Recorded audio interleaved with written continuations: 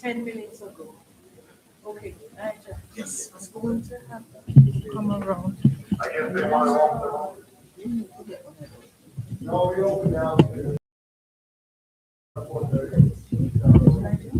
Here, about 500. Okay. Another thing, when you come out for this special ceremony, you have to be up there and focus on them.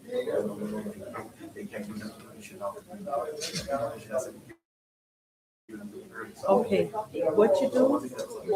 they're gonna do such a beautiful ceremony with flowers at the end. Those petals, and you should take zoom in, good. There's a good angle. Try to find a good angle, okay? Let me tell you something. Anything you do, people try. I do it. You know I do it. Yes, I know. You're welcome, Mr.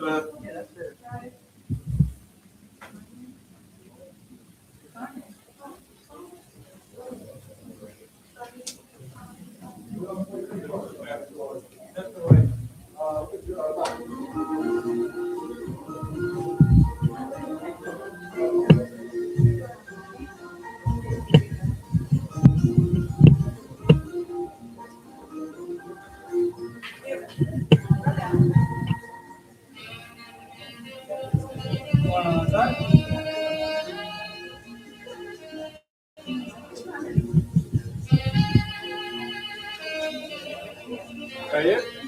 Okay.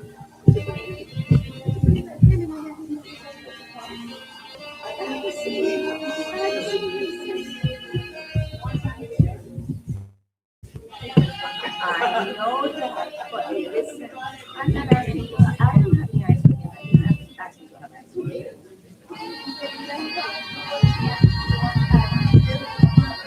Hello, sweetie. Yes, what I don't have.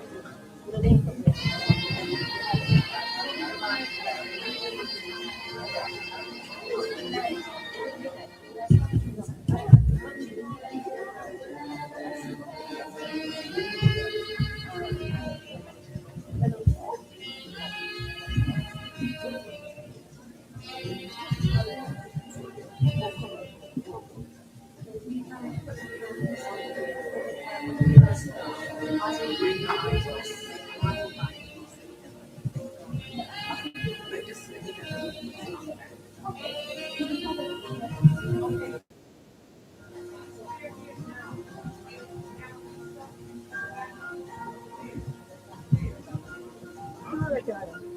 All right, I'm good.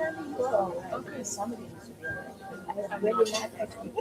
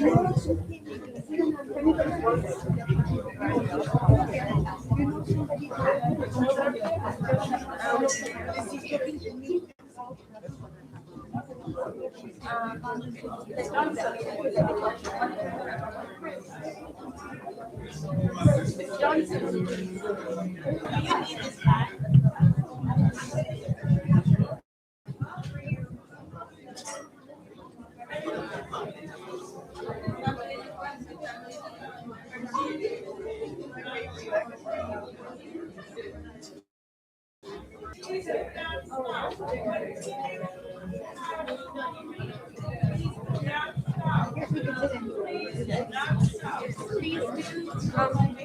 can do.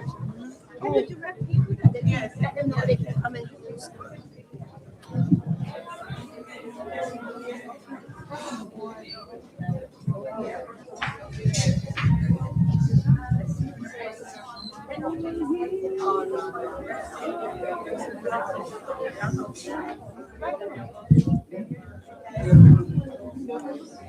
That's what we want to. You and then sit down. Tell them to keep. Hi. You can you and then sit down. That's not what you want to do. My darling, how were you? Were you- Let's with the funeral home of Dr. Miller's daughter. So are you that you helping to direct the Yes. people or great? Yeah.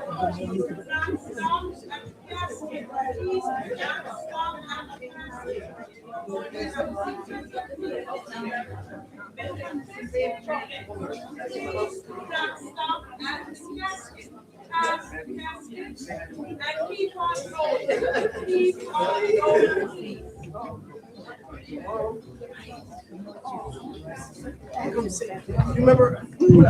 Yes, you remember everybody.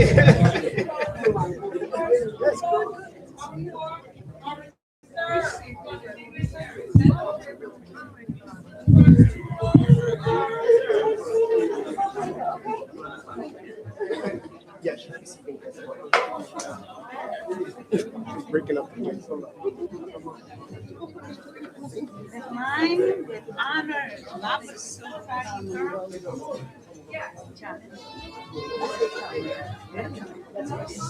You are charming.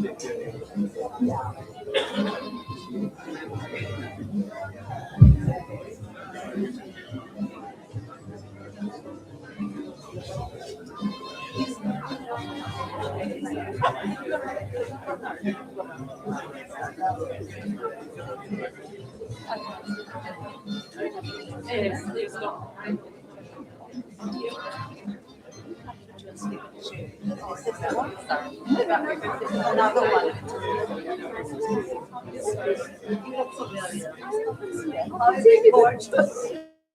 I saw you the other day.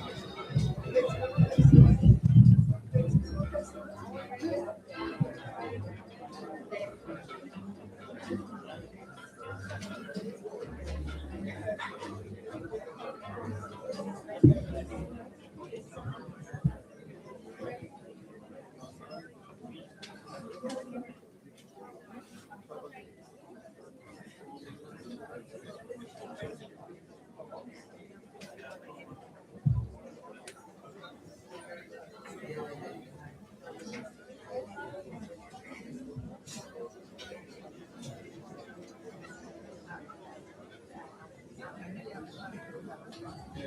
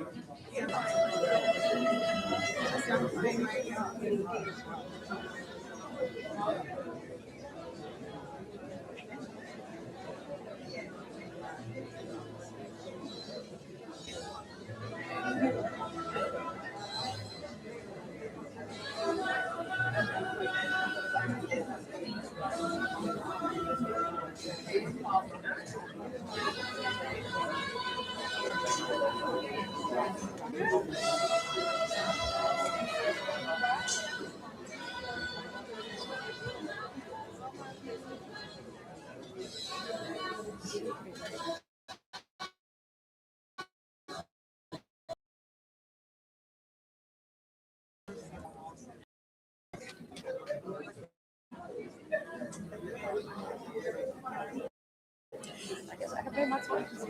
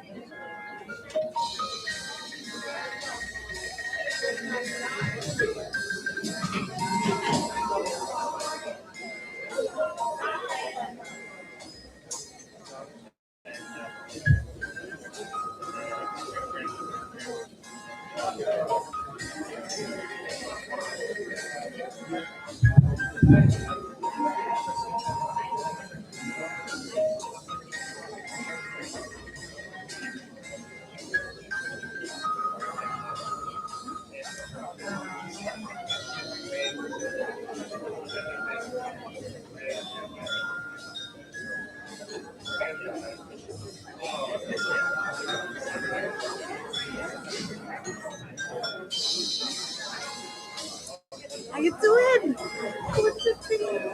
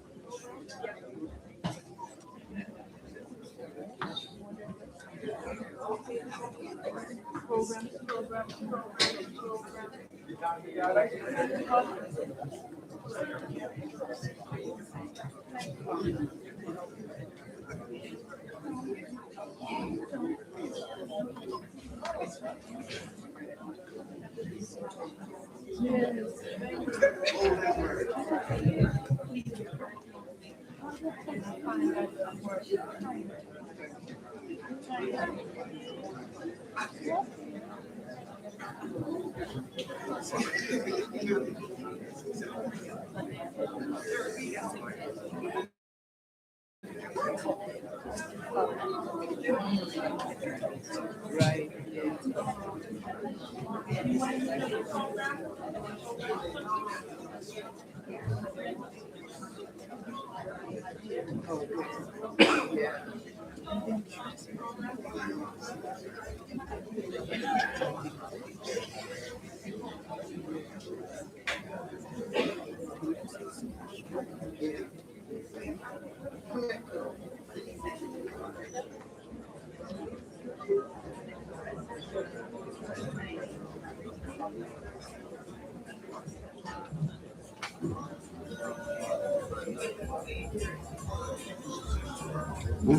No, you're welcome to see Mr. Moxie, and then you'd like to take a seat where you'd like to sit.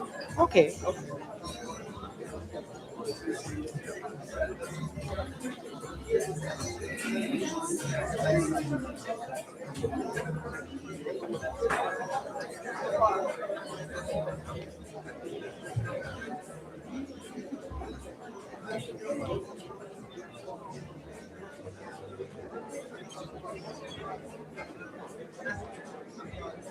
Would you like?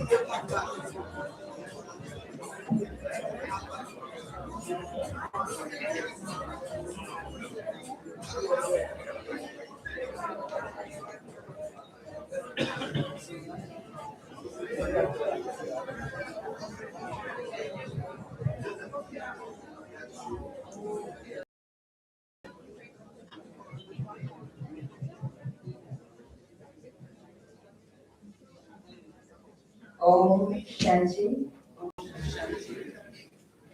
Good evening, everyone. And before we begin, I'm going to just invite us all to join in a minute of silence. Just so we're present. I know there's a lot of flowers in the air right now. Just so we become present, so we can create this space of sacredness and peace and silence together. So just a moment in silence, if we just stop, be present, and send our kind, peaceful, loving thoughts out into the world, but in this moment, in this room.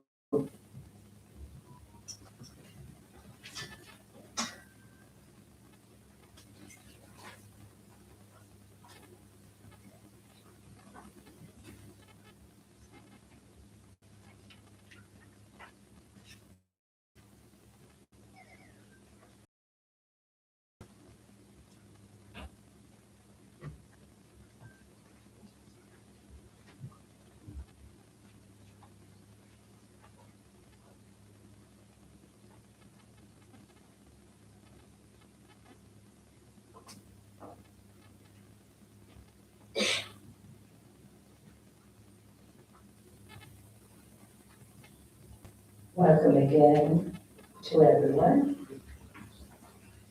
We began with Om Shanti. We began with silence. And why did we do that? Because we're here. That's probably how we would begin. For those of you who've known Carl, who've listened to him, that's what he would have said first. Om Shanti. Why did he say that, or why did we say that? Om Shanti means, I am peace.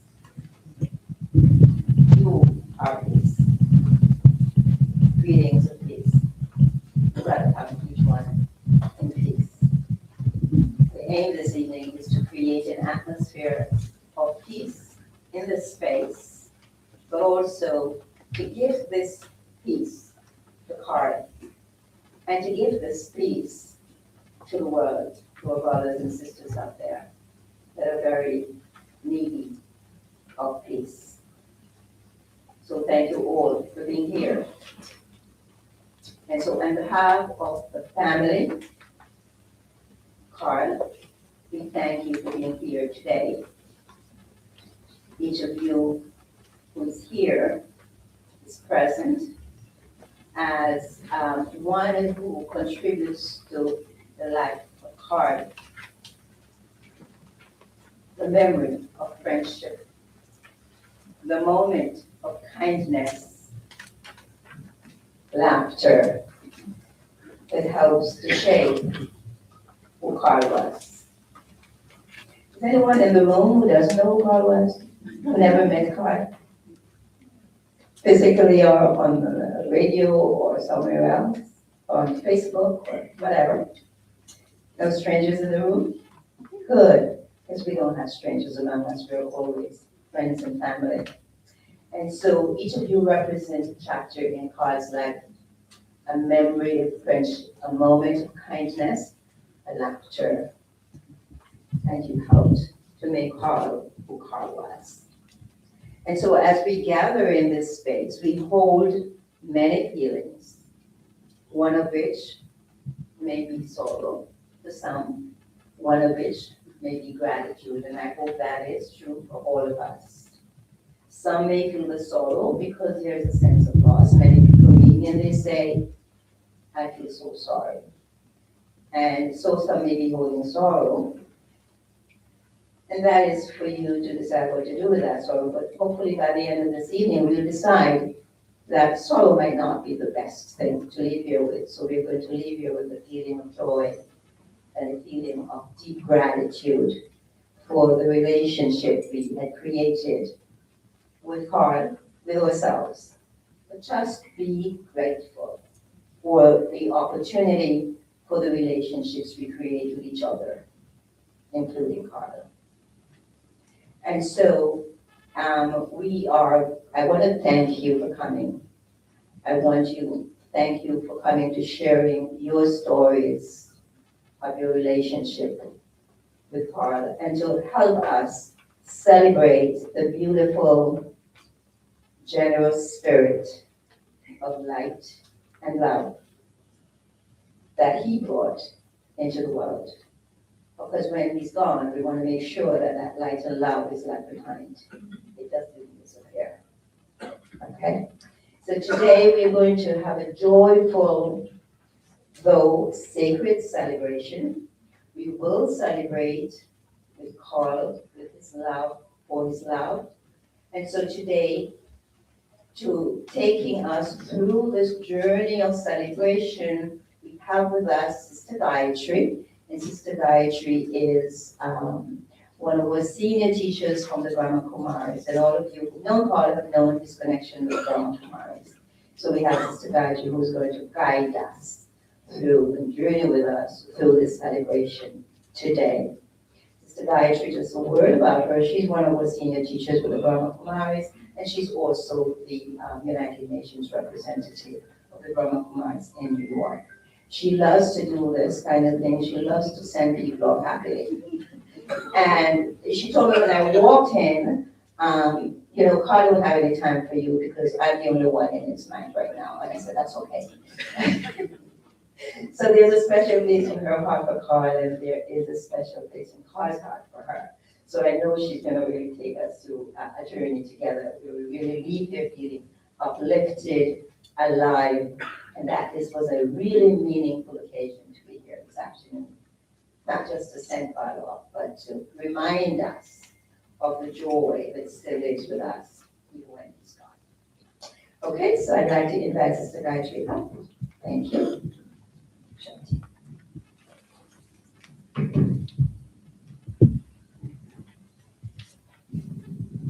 Thank you, Carmen, and good evening to all my brothers and sisters, some whom I know very well and some whom I'm meeting for the first time this evening. So do you see me as your sister, the way Carl saw me as his sister? Yes. So today we are going to be celebrating Brother Carl's life and his legacy. And when Carmen called me, or she texted me actually, to say that Carl had just passed, I called her back instantly and I said, is he there still with you in the room? Because I knew he was at home. And she said, yeah. I said, well, could I do a meditation commentary with him, being still in the room? And I know the soul, the life force was still around and is still around. And as I was doing that meditation with some of the family who were there as well, the words that kept coming to me, it was like pulsating in my soul and in my heart, was one love. And I think that Carl's life epitomized this one love. So today is a celebration of one love. Why one love? I think Brother Carl represented hope. And so one love brings this message of hope.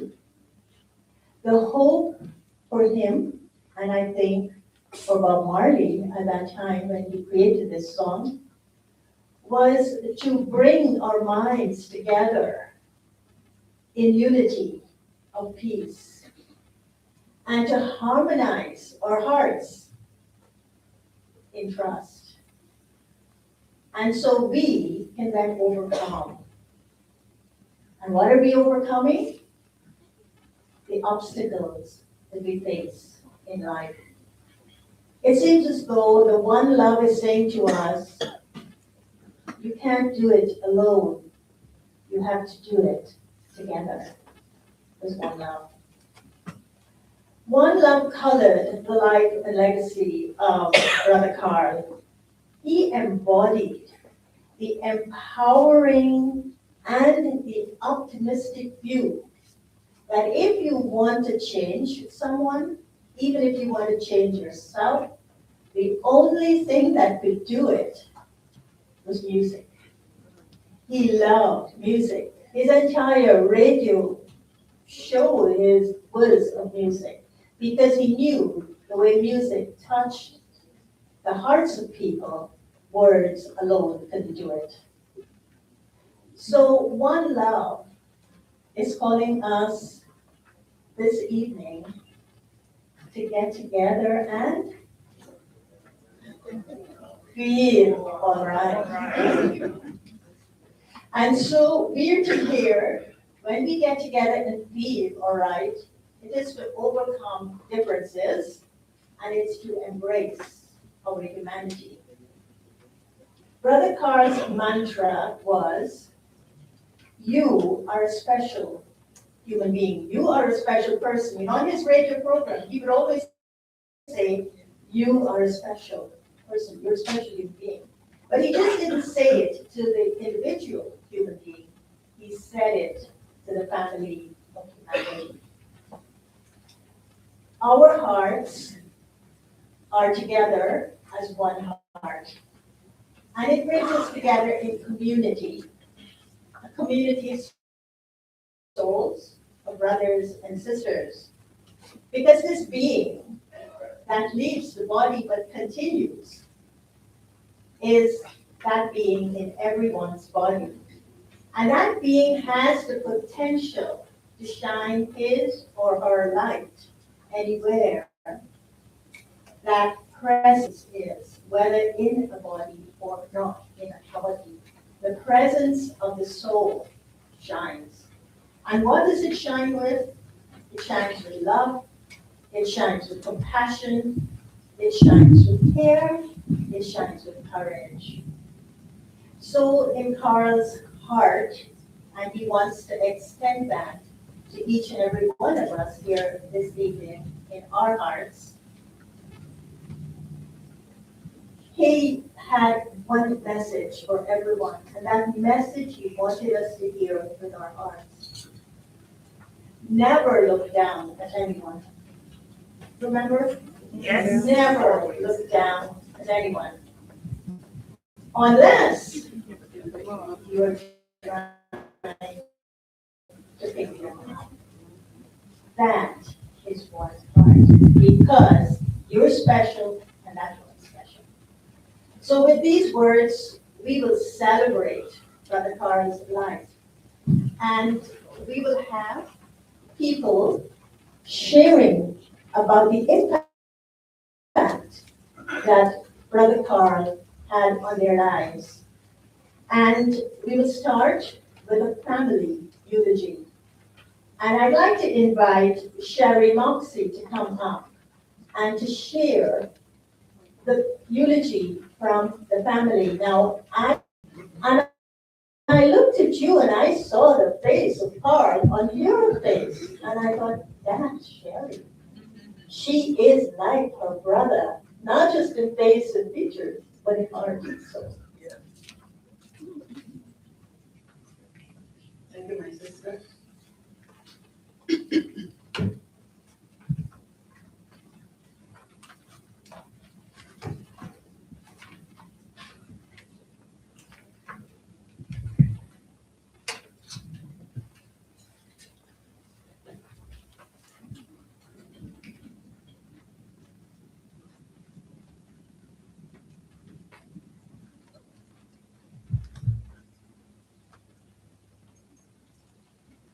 This is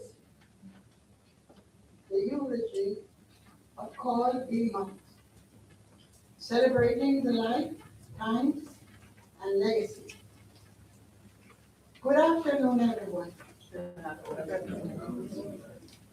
Carl is remembered by some as Carl B. Brother Carl, Uncle Carl. For me, since childhood, he was always Biggie. Thank you for all your presence here today for this special occasion. Before I share the eulogy, I want to take a moment to honor the significance of this gathering. We are here not only because we feel the weight of loss, but because each of us carries a piece of Carl in our hearts. Your presence today is a testament to a life that touched many. And it creates a remembrance. I offer these words. My feeling is that many of you may already know quite a bit about Carl, as much has been shared about him online. However, let me try to give you, in essence, a feel of who Carl is or was. Carl was born Carlisle B. Moxie on December 5th, 1946, in the parish of St. Thomas, Jamaica, West Indies. Carl spent his early days in St. Thomas with his parents and his 5 siblings. He described his early life as comfortable, but for the most part, sometimes quite unpleasant, because of a speech impediment called stutters. Despite this impediment, he was considered a bright student. After elementary school, he moved to Kingston to live with an older brother, Jocelyn, who introduced him to boxing as a way to deal with the frustration he experienced because of his stutter. He became a really good boxer and gained the attention of former light heavyweight boxing champions Archie Moore and Muhammad Ali, who saw him in a match in Kingston, Jamaica. Mr. Moore invited him to California to further develop his boxing career. This exposed him to being in the company of many other famous boxers at that time, including Sugar Ray Roberts. During this time, Carl's philanthropic and generous personality began to emerge. He donated money from his boxing purse to a charity organization called Any Boy Can. He raised monies to help build shelters for the homeless and for kids from broken homes in California. Carl accredited his generosity to his mother, who was always helping others. Carl's boxing career came to a halt when he injured his back, but declined to have surgery. However, while living with Archie Moore, Carl also came into the company of Sidney Poitier, Ivan Dixon, Tony Randall, Raquel Walsh, Otis Young, and others. He was encouraged to go back to acting school, which he did. He gained a few movie credits and was featured in the documentary about the life and times of Archie Moore, narrated by Tony Randall. Then there were the two country and western films, Wagon Train and The Outcast. At this point, Carl felt he had accomplished what he went to do in California, and it was time for him to leave. He moved to New York in the early 70s. He was trained in data processing and worked in companies such as ITT, Coopers and Library, and others. He left working in corporate America in late 1990s when ITT reconstructed. It was from there that Carl started the radio career, which occupied the later part of his life. In 1974, Carl met Carmen, and their journey together as life partners and soulmates continued to the end of his life. Together, they formed a very strong band with a common spiritual tendency and a common purpose of serving. Carl's entrepreneurial spirit continued to grow, and he founded the organization Concerned Jamaican Citizens and Friends in the 1980s with an objective to provide support, primarily financial and equipment, to help institutions in Jamaica, West Indies, and to provide services for the youths in our community. Through the CJCF organization, intensive promotions, fundraising activities, thousands of dollars were donated in cash and kinds in the form of medical equipment to hospitals on the island and primarily in island of Jamaica, but within the community. The last piece of music he compiled was a 20-track CD compilation titled Liberation. He wrote forum and opinion pieces for some of the major Black-owned newspapers in New York City, which includes the Daily Challenge, the New York Carib News, the Jamaican Gleaner, North America edition, the Citizen, the Amsterdam News, and Everybody's Magazine. This drive to promote the positive growth of the young people influences decision to host a Caribbean radio show. The Moxie Wake Up Call radio show was aired on 93.5 FM radio every Saturday at 11:30 a.m. The Wake Up Call was designed to evoke awareness through inspirational music, features, and messages. His on-air humor and loving attitude towards his listeners was truly refreshing. The camaraderie he shared with his lovely and competent assistant, Debbie Harrigan Debo, was a delight to witness. The show's weekly features include News Brief, Community Link, Job One Ads, from the chapters of Quality Moxie, the Learning Center Moments in History, the Family in Focus, Health Watch, Children, Students, Salute, Meditation, Wisdom Online, Virtual Reality, and Insight with Carmen, his life partner. Carmen was on the radio for over 24 years. The latest ones being on WRTN FM 93.5 with the Wake Up Radio Show and Soundcheck Radio.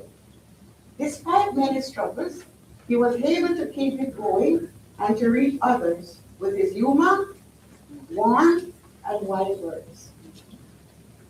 The Wake Up Call Radio Show on 93.5 SM was Carl's greatest platform of service. Through inspirational music, community news, youth features, and spiritual reflections, including the weekly segment Insight with Carmen, Carl created a sanctuary of awareness and hope for listeners across the tri-state area. Carl's perspective on life was compelling. His perspective was to look ahead of challenges, resolve issues, and never be discouraged when things come to an end. He understood when he had to move on and remain content. Carl was a student of truth. His inspiration comes through the teachings of the Brahma Kumaris World Spiritual Organization, of which he was a dedicated student since 1998. Through the Brahma Kumaris, Carl learned about his true self, of being a soul, and of the innate perfection and goodness of every soul, influenced by this knowledge. Carl lived by the principles of peace, truth, and the soul consciousness. He believed deeply in the power of elevated thoughts to heal the self and uplift society. His mission was clear: to awaken, to inspire, and to remind each soul of its innate goodness. Carl's mission statement, which motivates his work and service, is: in these times when there is a weakening of our social, moral, and even spiritual fiber of our society, resulting in a host of personal and societal ills, a program such as this, the Wake Up Radio, can only help to promote the awareness and the upliftment of our community. Carl was diagnosed with a terminal illness in 2019. He faced it with courage and continued to serve. Throughout his illness, he remained content, and even when in pain, his face stayed cheerful. He never forget that the illness is of the body, not of the soul. So we use even his illness to serve. Carl left his body in the early morning hours of March 31st, in the loving, peaceful comfort of his home and in the company of his family. He is survived by Carmen, his loving, caring companion of 52 years. His adopted son, Neil, his brother, Jocelyn, who lives in Florida, his little sister, Sherry, who lives in nieces, extended family, his dear community of friends, and the BK spiritual family. Carl has left behind a legacy of service, courage, and spiritual life. His life continues to inspire all who knew him and all who were touched by his voice. May his soul journey into God's loving remembrance, and may his light continue to guide us toward peace. We thank you so much for your kind support during these times and always. If anybody can hear his voice right now, I can. I can hear his voice on the radio show. There are a few lines that he would mention during his show. All right. They're on camera. Legacies. Very much. Thank you very much for listening, and thank you all for coming.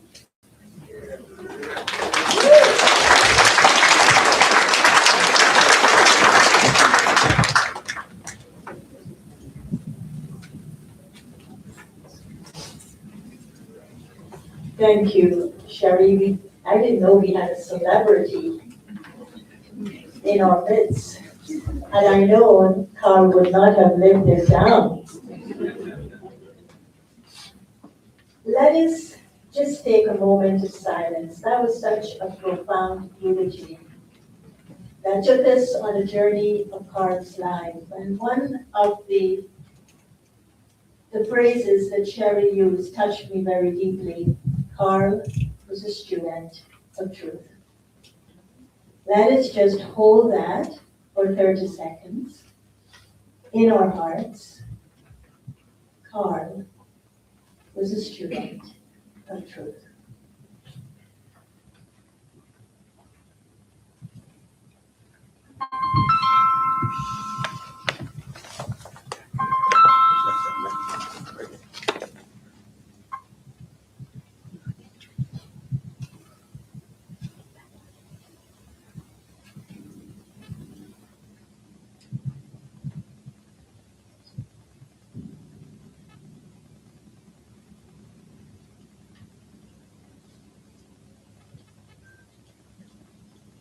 Thank you.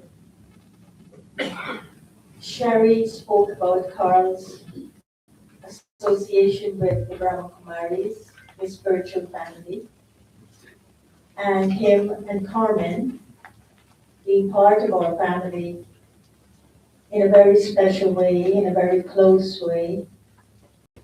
And so now we have a eulogy from the Brahma Kumaris, or a spiritual organization. And we'll ask Brother Eric Larson to give the eulogy on behalf of the Brahma Kumaris. Brother Eric is a dear friend of Carl's and a brother, and they both used to study and chat and serve out of Harmony House, where the Brahma Kumaris headquarters in the USA is located. Thank you, Sister Gayatri.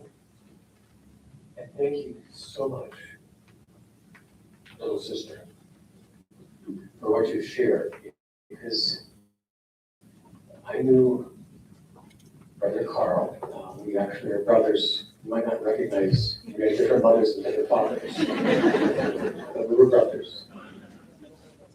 But I didn't know so much about Carl because I would see him in the facility we call Global Harmony House in Great Neck. You're all welcome. And we would work together to create things that others might be able to hear and listen and experience.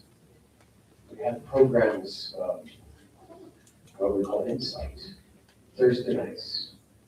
And one of the ways to do it is to have a talk and conversation, but I think it's a little less interesting over time. And so we would try to have skits or programs. And I didn't hear too much about the accolades of Harmony House and the acting criteria that were mentioned. But his skills were very much used and welcome. We would sometimes write things, we would sometimes have storytelling, and in adding the qualities that he felt were important for people to have in their lives. And he would always want to have a moral or a lesson. He was a very, very good teacher also in how he communicated and what he communicated and how you would feel when you listened to him. Because he did speak truth. He was able to, whatever that might have been, and be able to create a story. He would act, he would be on the stage, and he would be able to share that. It was very tight, it wasn't these long programs. But he had that skill to be able to make us feel that we were cared for, that we were important, that we had a spiritual sense in ourselves that needed to be focused on and developed. It was incredibly encouraging. And the opportunities I've had with Carl will not continue right now, but I've lost two friends. And I don't know if he mentioned his other friend, Teddy, who he would often in his programs call. Hello, this is Teddy. And sometimes Carl performed miracles because he could talk to Teddy without even the phone in his hand. He would just kind of reach out and he would hear voices on stage and he would then hold a one-way conversation with some invisible friend. And so I don't think Teddy will be showing up in Harmony House much in the future. I'll disclose it. Another element, and I only know Carl from Harmony House, so a little sliver is kind of what I offered, so I just truly appreciated the fullness that was previously presented, is that we're trying to honor everybody. We're trying to recognize everyone. And Carl was instrumental in creating that feeling of welcoming respect, because he would give his expertise in recording, and he would give us some messages. He would give us some music there, and it would be his voice, and you just knew that what he was saying was valuable, was important, and was true. I re-listened to a recording that we had, and it was for the holidays. And he acknowledged those that celebrated Christmas, celebrated Diwali, celebrated Kwanzaa, celebrated Hanukkah, that there was this sense that he had a way of communicating and including everybody, and so everybody felt close when Carl would speak and share. We had an opportunity to make some of these recordings, and the most profound ones were for Mother's Day. Because we would play his recording, we would share that, and the mothers who come to Global Harmony House were very touched because they felt seen and respected and honored and acknowledged. And they were, because they're so very important. And Carl had the ability to have that sense that this is what I want to say, and this is what I want to share, and this is how I'd like you to feel, because that's live. We were busy at those times. And I always knew that he made a chance to implement what I've learned, helping others, because he would use his radio program to share his spiritual experiences. He would share his radio program to help others recognize their own values and to connect to those and use that as a foundation for their lives.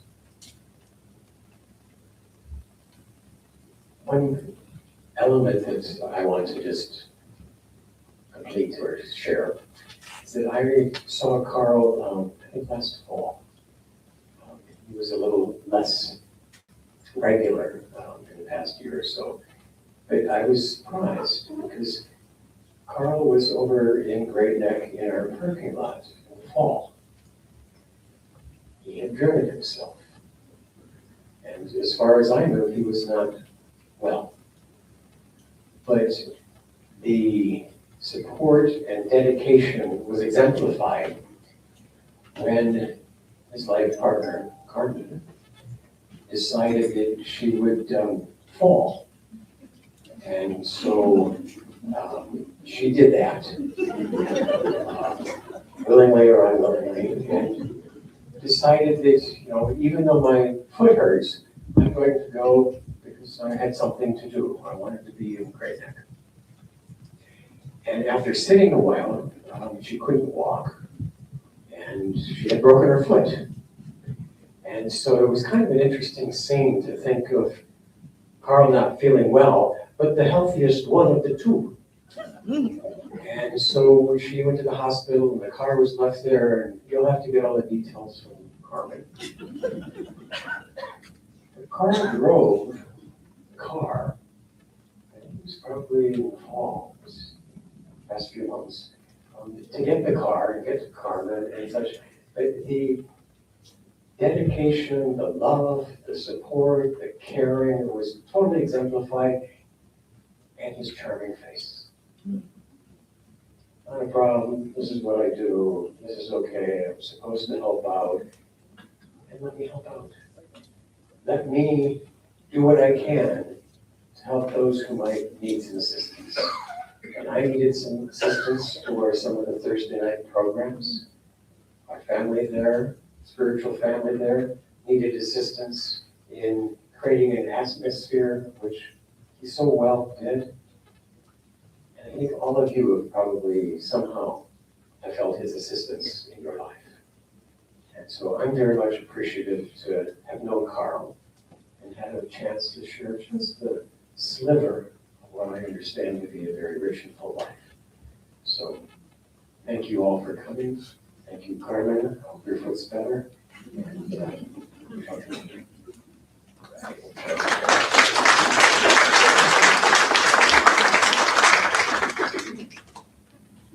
Thank you, Eric, for bringing the humor into the room. I'm sure Brother Carl is smiling, that everlasting, beautiful smile that he has. And so now I'll ask us to go into another piece of reflection. And you'll hear some violin music for this reflection. And it is an offering to today from one of Carl's sisters, spiritual sisters from Japan. Her name is Ayako. And she wanted to give her music as an offering to the celebration of Carl's life. So could we have the music, please? And let us hold Carl and of course the canopy of God's light over Carl.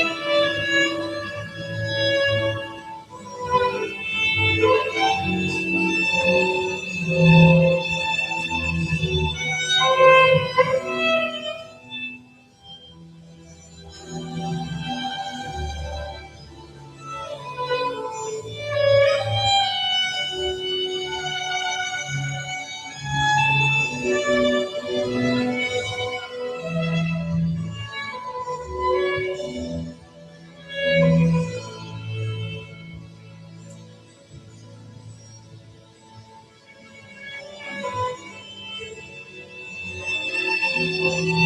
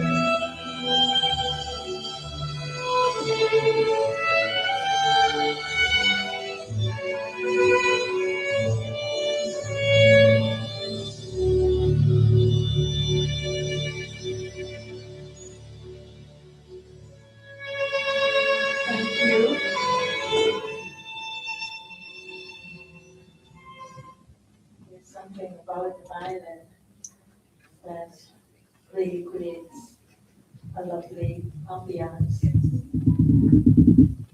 We're all on a journey of life and we're all travelers, aren't we?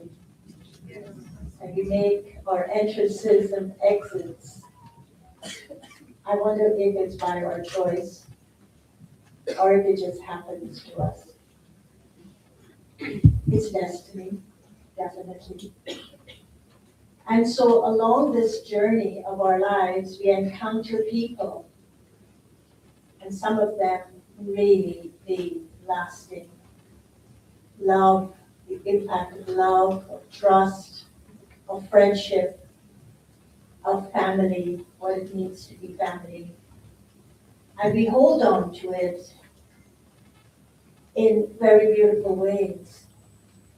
And so today, this evening, we're going to have family and friends of Brother Carl, whom Sister Carmen thought would want to share something of their friendship, their family with Brother Carl. And she wanted it to be across the generation. So she says they'll speak for 2 minutes, but how long is 2 minutes in Jamaica? I don't know. So, Neil, where are you? Neil, you are Neil Baxter? Yes. You are going to be talking about your Hello, everyone. Chelsea.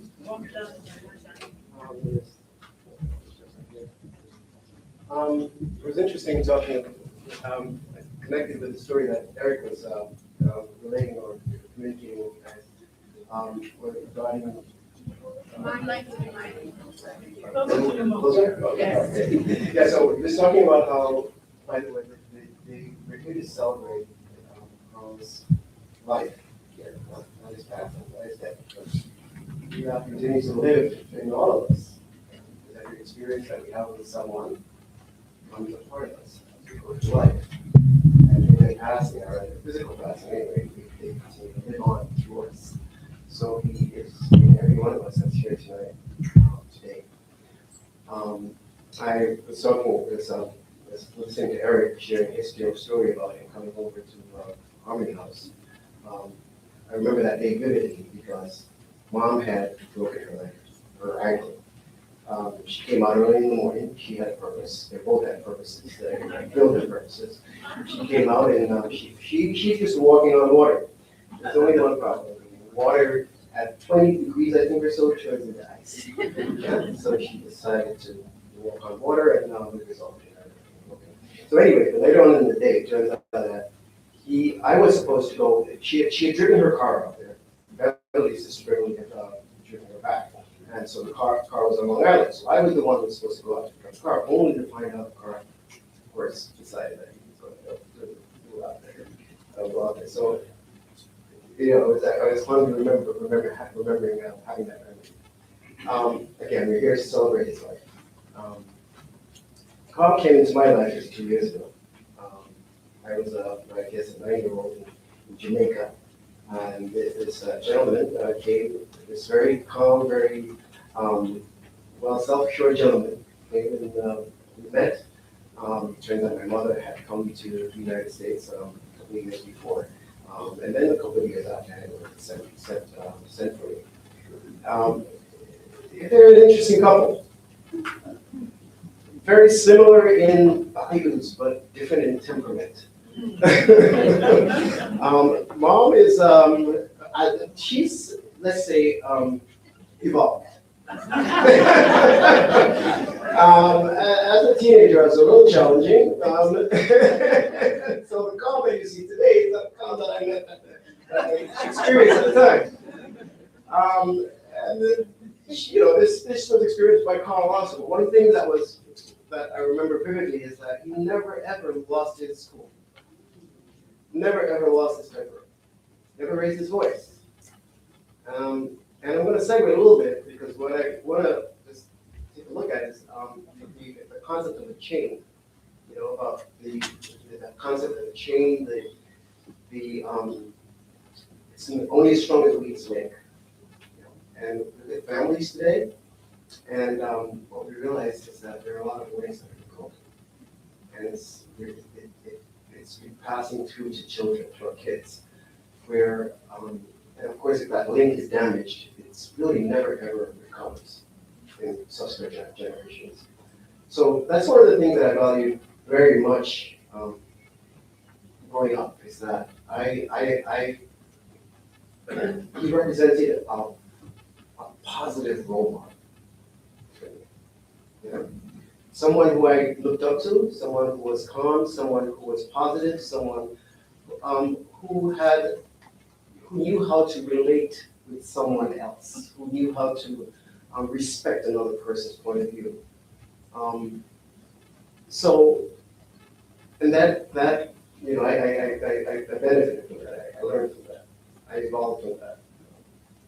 And I have a son now. He's 14 years old, and because of that benefit, because of that linking to my role model, I am now able to pass on my experiences to my son.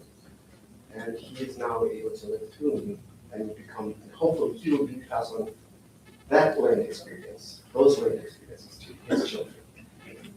So again, we're here to learn, we're here to celebrate our connection in life with him. I'm here to celebrate and be thankful for what he's given to me in my life. All the positive values. And by the way, I just wanted to go back to Mom and Carl. You know, their difference in temperament, but their value systems were very well aligned. It's very difficult. It's very difficult to go through life when you don't have similar things in common, a common denominator, like I said, with another person in life. And again, that message also was sent to me in a very unified fashion. So I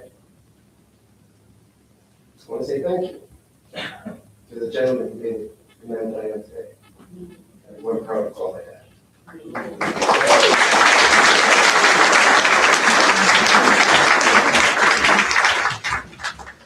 So near the heart goes on, from heart to heart. I'd like to call on Marcia Jones, the niece. And Marcia, you tell us a little bit about your relation, of how you are the niece to Carl, would you? Thank you.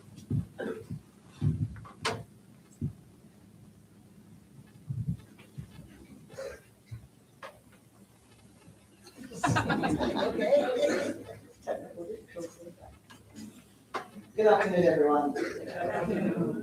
I heard you say that Aunt Carmen gave us 2 minutes. How long is that going to make up? I don't know. But I'm actually from London.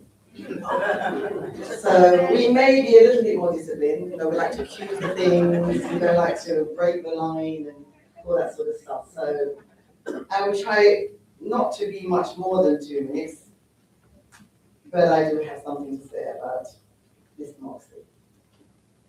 I met Carl in 1988.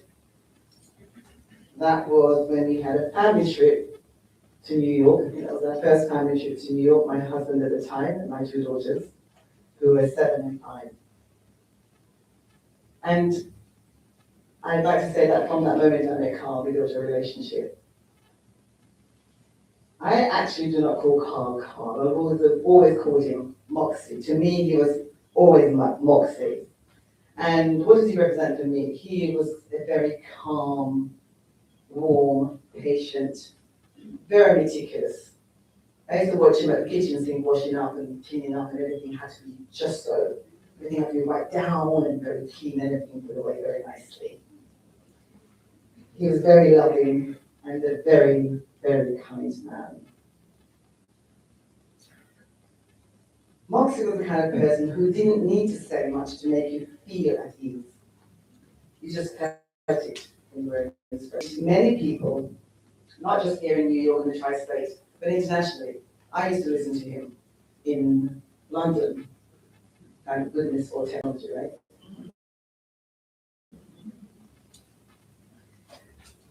And I speak to Carl over the years about many things, but for him, it was never just about music. It was always about lifting up people, sharing inspiration, and bringing the community together. I'd speak to him when he was in another boat trip to wherever it was, and he was planning for it, and he was planning his music, and planning the food, and planning all of these things, and all the people that was going to come along. I was in London, so I never got to go to any of those. But I heard the stories about them, and I know many people enjoyed those. He also gave back in other powerful ways. I remembered how he cared deeply about young people. And that was when I met him back in 1988, and through that time he was doing lots of work with young children. And I remembered how he used to talk about guiding them, encouraging them, and helping them to grow into something positive, to be more than they realized they could be. And he would often say to me, and I've never forgotten this, he always used to say, if I can make a difference to just one, then one can go on to make a difference to others, and that's a ripple effect. That was who he was.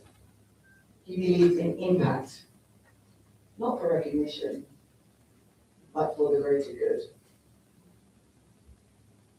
Moxie would tease me about my English accent. And so he had me make jingles for his radio show.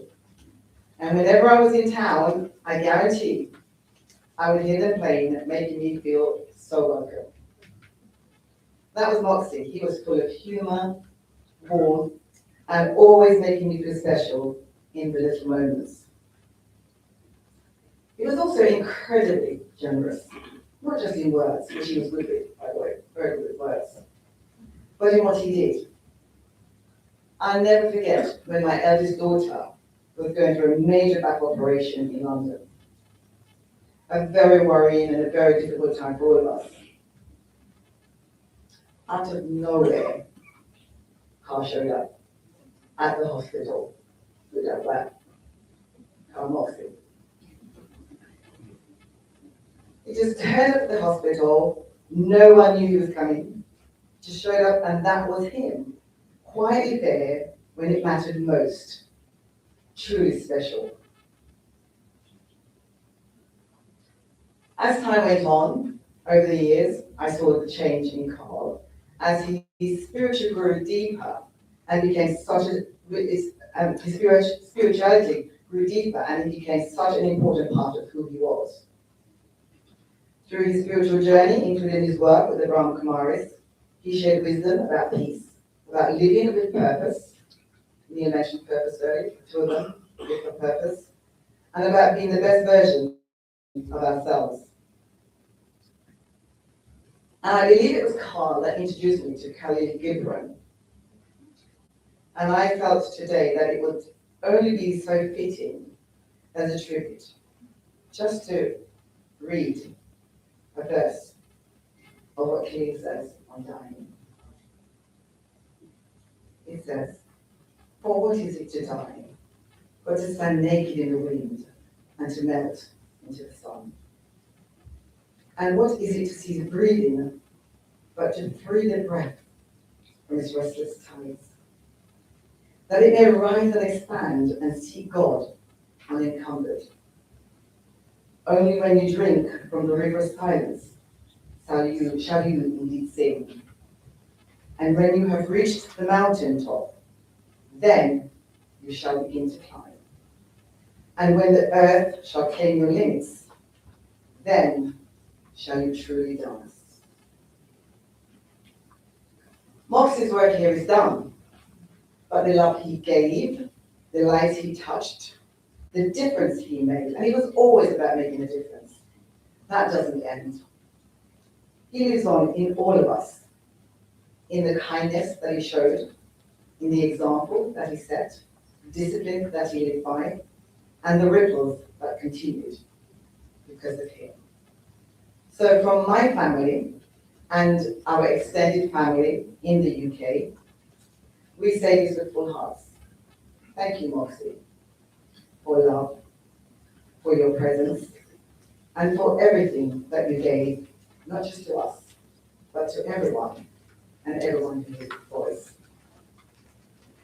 You are still with us, in memory, every story, every smile, and you will never, ever be forgotten. Moxie, I truly believe you are indeed singing and dancing in untethered joy. I can hear you saying, "Our child, you know how it is." Thank you all for coming today. It's been a pleasure to be here, to be able to be a part of this celebration of Carl's life. Not, as Neil said, not his death, but here celebrating all the things that he has done, and maybe continue to carry his memory with us in everything that we continue to do. Thank you.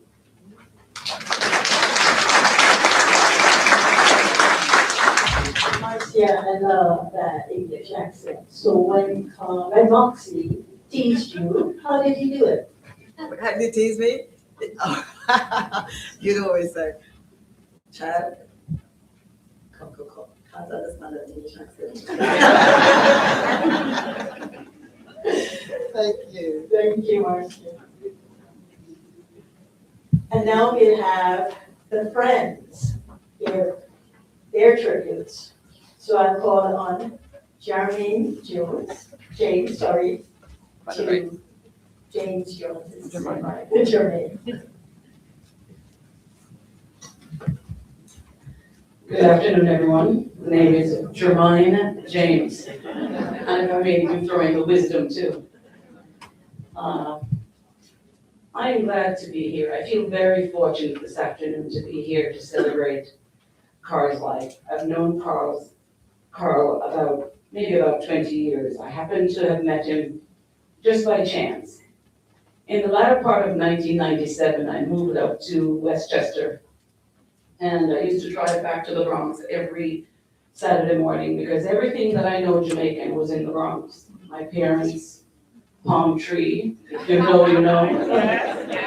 Wembley's Cricket Club, again, if you know, you know. And one such morning, I was tuning the radio. Siri was only a toddler then, so I couldn't say, "Hey, Siri."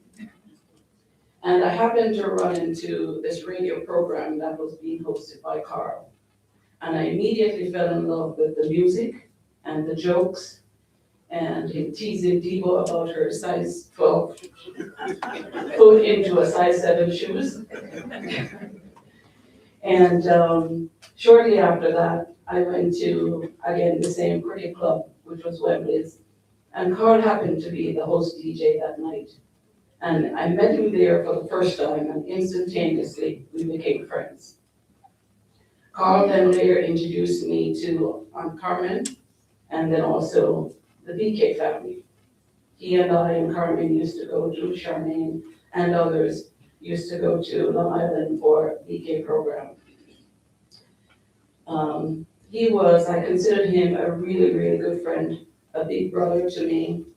Anytime I may have anything that I need to talk about or just run something by anyone, he's the one that I would either text or call. And he was always full of advice, he was always full of humor, he was always very, very inspirational. I can say that I loved him dearly. I was so sad, but I won't take on that sorrow.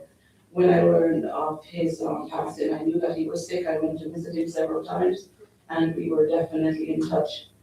And even though he was sick, he would always, I opened a business not too long ago, and he was always my backbone. When I will call him and I said, "Oh, Carl, I don't think I can do this," he does say, "Oh, child, yes, you can. Just go ahead and do it. This is your journey. This was meant for you. So go ahead, it will work out." And as you always said to me, I saw the team set up. So I won't be too long. I will take my 2 minutes, but before I go, on behalf of him, speaking of introducing poems and Khalid Gibran, he did the same thing to me. I would like to read something that on his behalf that I know that he would have liked me to do. And I think this is thought-provoking. I think this poem is thought-provoking and something for all of us here in this room to think about. So just bear with me for one moment. The poem is called The Dash by Linda Ellis. I read of a man who stood to speak at the funeral of a friend. He referred to the dates on the tombstone from the beginning to the end. He noted that first came the date of birth and spoke the following date with tears, but said what mattered most of all was the dash between those years. For that dash represents all the time that they spent alive on earth, and now only those who love them know what that little line is worth. For it matters not how much we own, the cars, the house, the cash. What matters is how we lived and loved and how we spend our dash. So think about this long and hard. Are there things you'd like to change? For you never know how much time is left that can still be rearranged.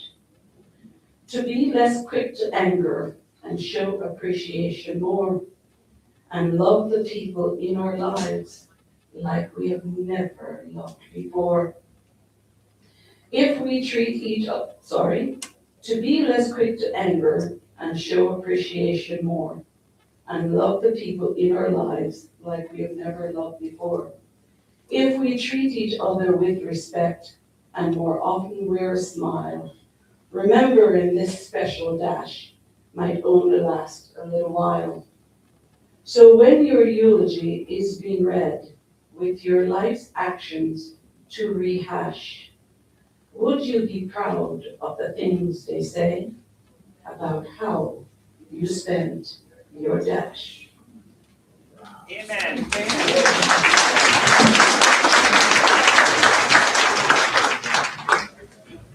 How we all spending our dashes. Thank you, that was so beautiful.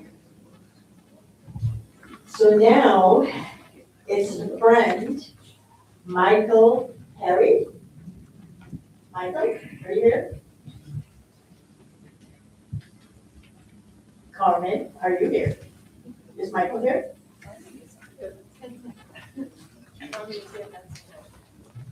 Okay. Now, friends of his radio program. So I'll call on Roy Walters. Are you here, Roy? It's one of his radio colleagues. And so now, Carl, we're moving into the secrets of Irie Jam. Is that what it's called? Irie Jam Radio. Radio.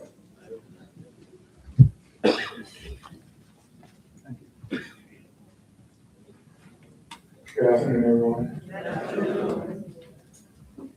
This one's a tough one for me because me and Carl was real close.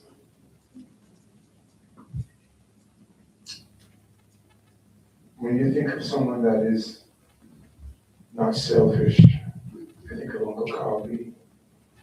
When you think of someone that's always giving of himself, you think of Uncle Carl B.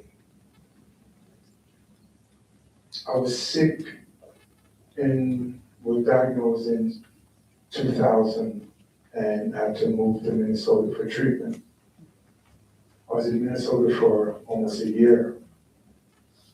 Carl called me every night. Every night, my phone would ring and I knew it was Uncle Carl.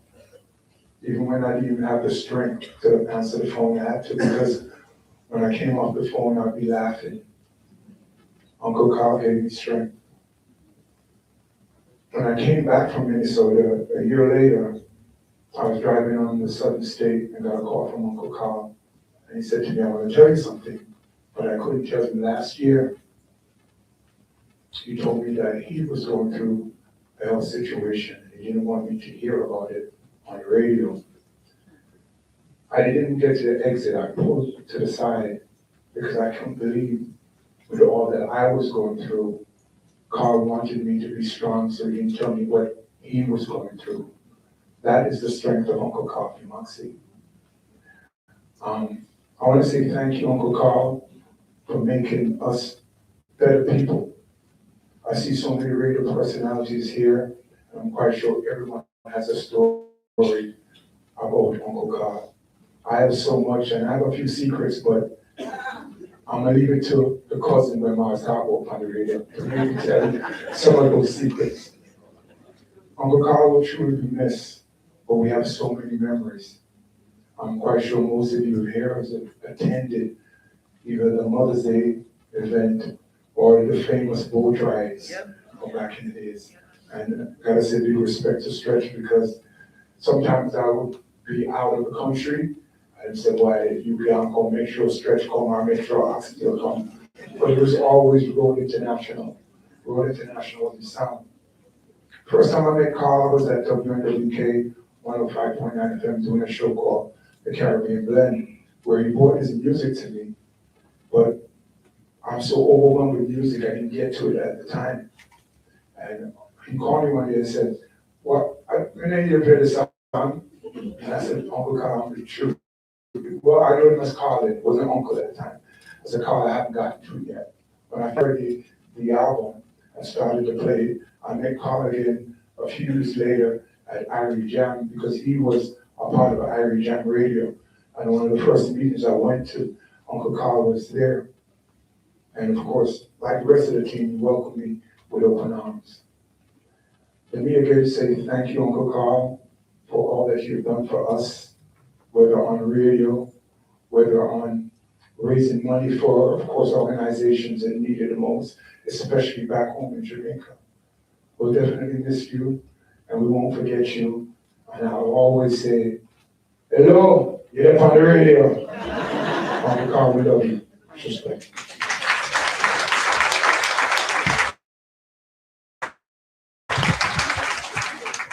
So you haven't shared secret? No, I'm going to have to take that to my grave.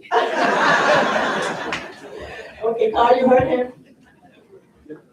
So we next call on Christopher McDonald, again from Irie Radio, Jam Radio. Christopher, are you here? That's him. That's you.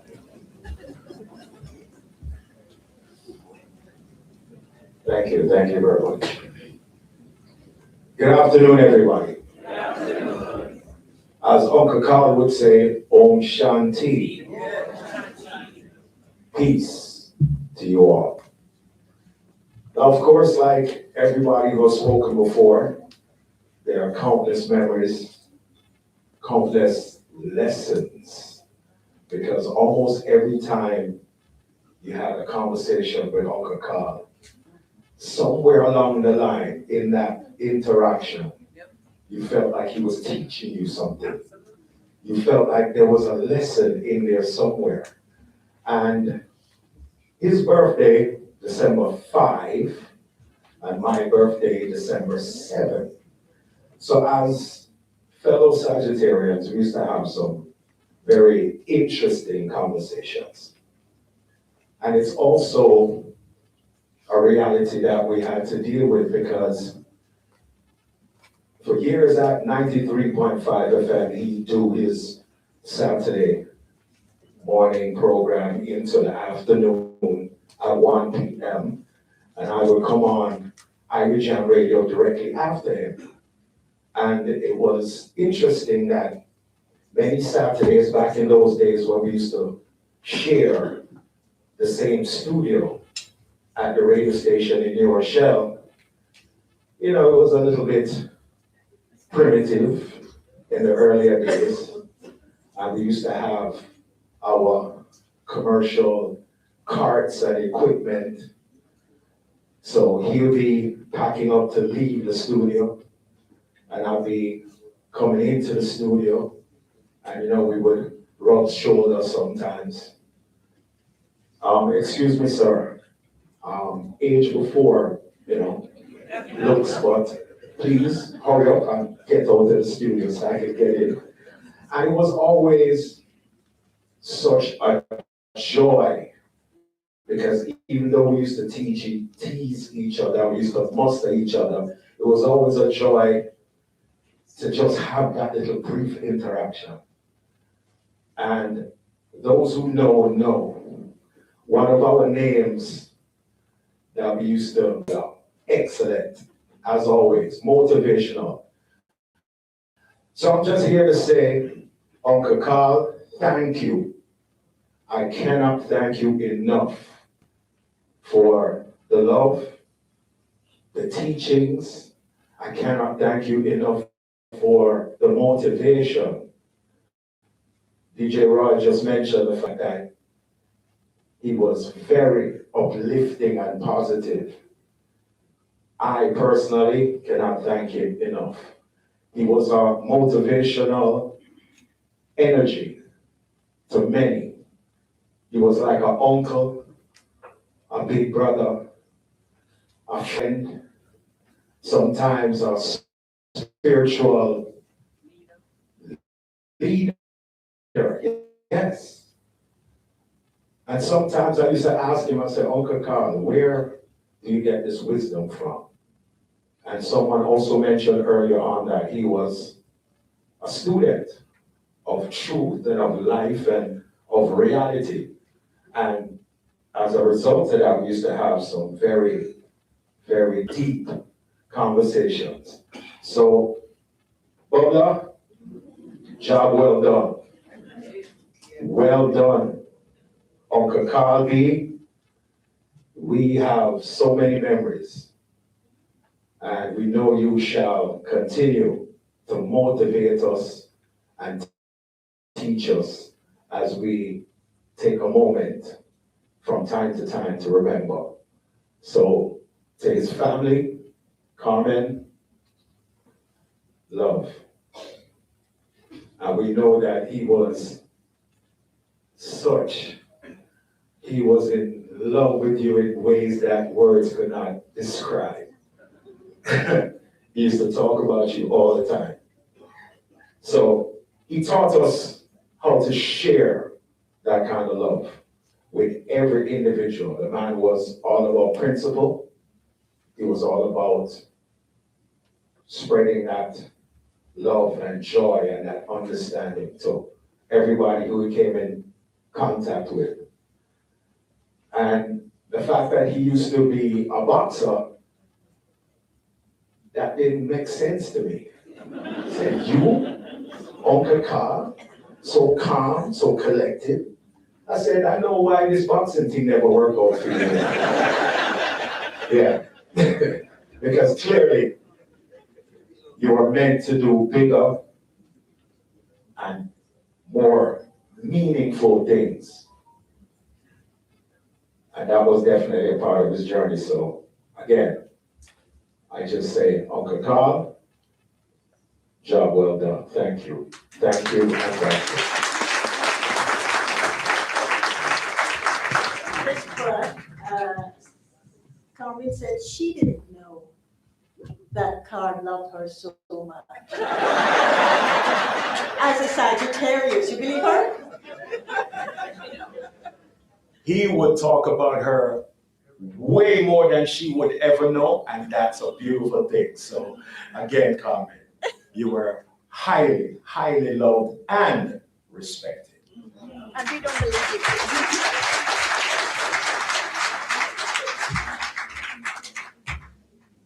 The next friend is Garfield Moore from Chick from Soundtrack Radio and TV. The first question, why do they call you Chick?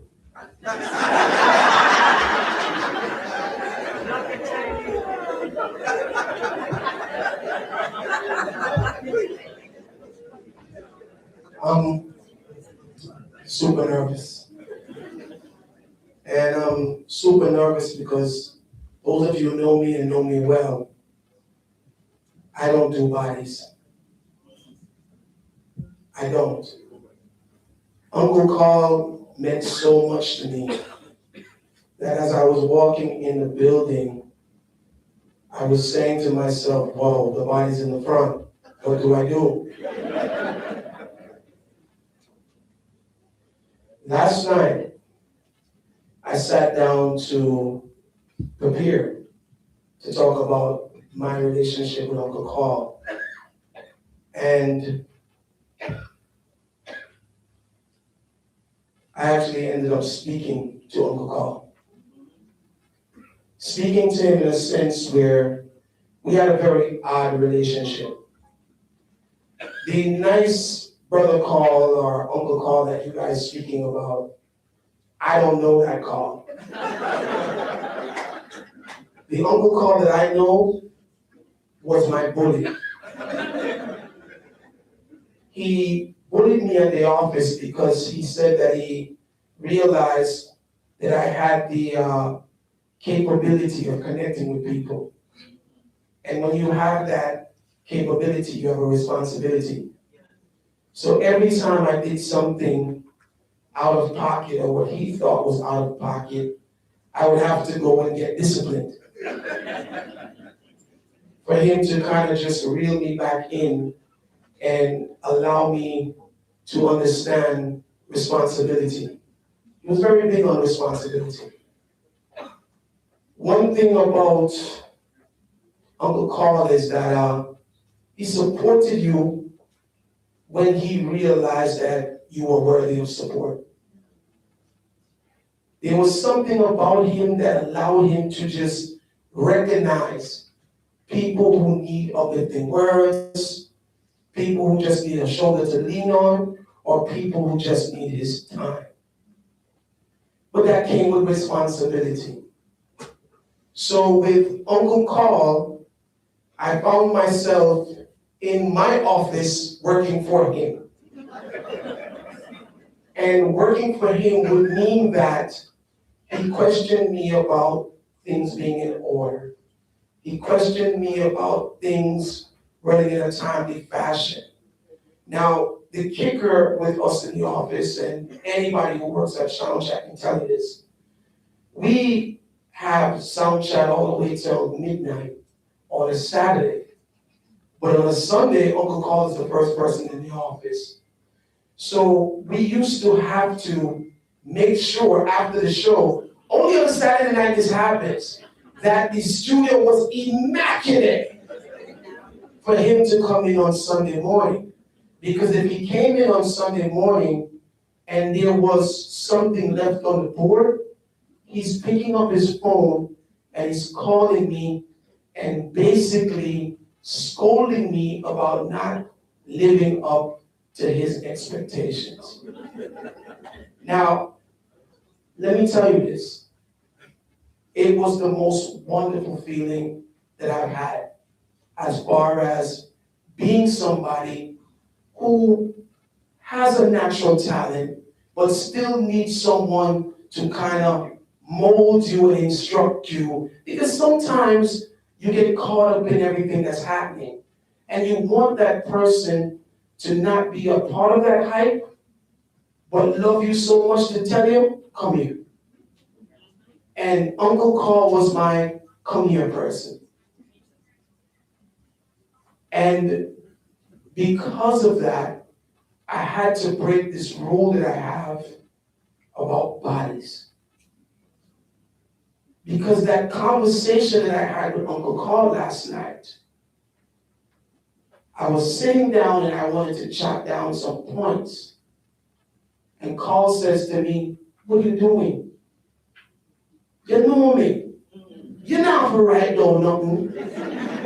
Just go there and do what you do all the time. Chat. So, this is me just chatting about somebody who was more than a friend to me. Somebody who was a mentor and more than that. And sometimes I think that I'm Carl's son. That's the way he deals with me. He was so concerned about every single detail when it came to my growth as we ventured into broadcasting and media. And it was just, again, this absolutely wonderful feeling. To me, the real true definition of life is this: the stories told after death. If no one fills the room, if there's no laughter, if there's no joy, if there's no stories and no inspiration, it means that you didn't make an impact. So do me a favor. It's really quiet in here. And me and Uncle Carl, as quiet as you said he is, we love make noise for radio. So make some noise for brother Uncle Carl.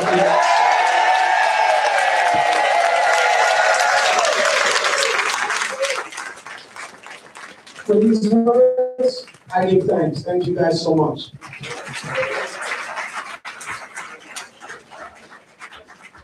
So now I know where Sound Chat Radio and TV came from. We received a message from Alvin Gallimore, a recorded message which Sister Carmen could not make available today, but we'd like to thank him. He is a friend of Brother Carl from St. Anne, Jamaica. I hope you can hear that message at some point. And now I'd like to call on Dr. Claudette Joy Spence to say your 2 minutes. Greetings. And I know there's a Deborah Harrington in the room. Debbie? Deborah? Where is she? I wanted to acknowledge you because I know how close you are to that.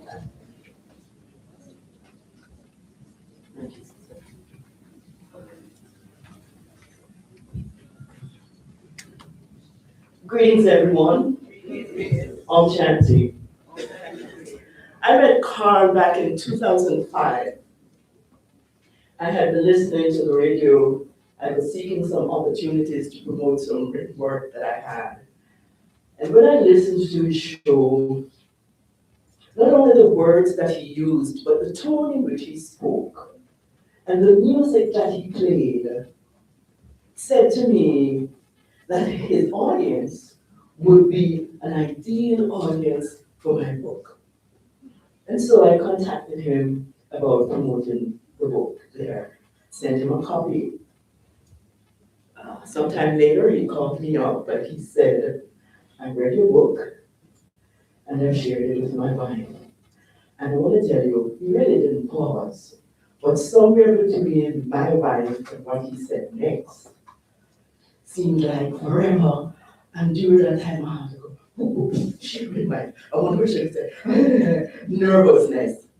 But he went on to say, Carmen, my wife said we should invite you to the Bronx. And that was a significant invitation and a move and growth in my own spiritual development, for which I give thanks. Carl has gone on to be supportive of my writings. There are times he would show up at a book signing. I thank him for supporting me and my work. I have showed up on his behalf too, to support him and Sister Carmen when they had things, particularly in the Bronx. I had to go. I lived not in the Bronx, not close, but I would have to travel quite a distance. But I would go because he was doing work that I believed in, teaching us how to be better people, teaching us how to love each other, teaching the teachings and the values of the Brahma Kumaris World Spiritual Organization. As you can see, I'm walking with a walker.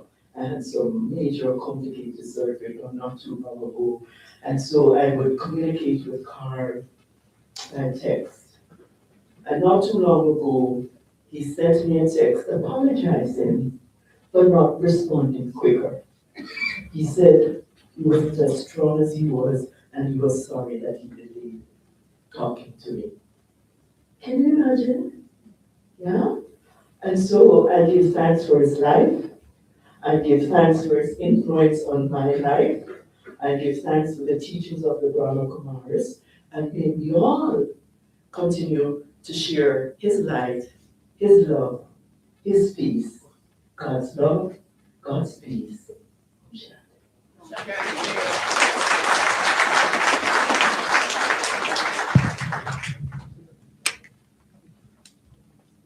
Thank you so much, Scarlett. And now, we were told it's very silent in here. And we need to make some noise.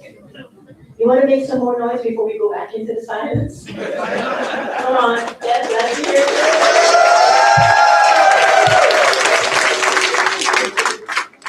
And so now we have an international song. And I'd like you to play just 2 minutes. Maybe just 1 minute of it before we continue with tributes. Just as a break for us to breathe deeply and to take stock of all those beautiful words that our hearts are absorbing. So let's go into a reflective space and listen to a minute of the sound of silence.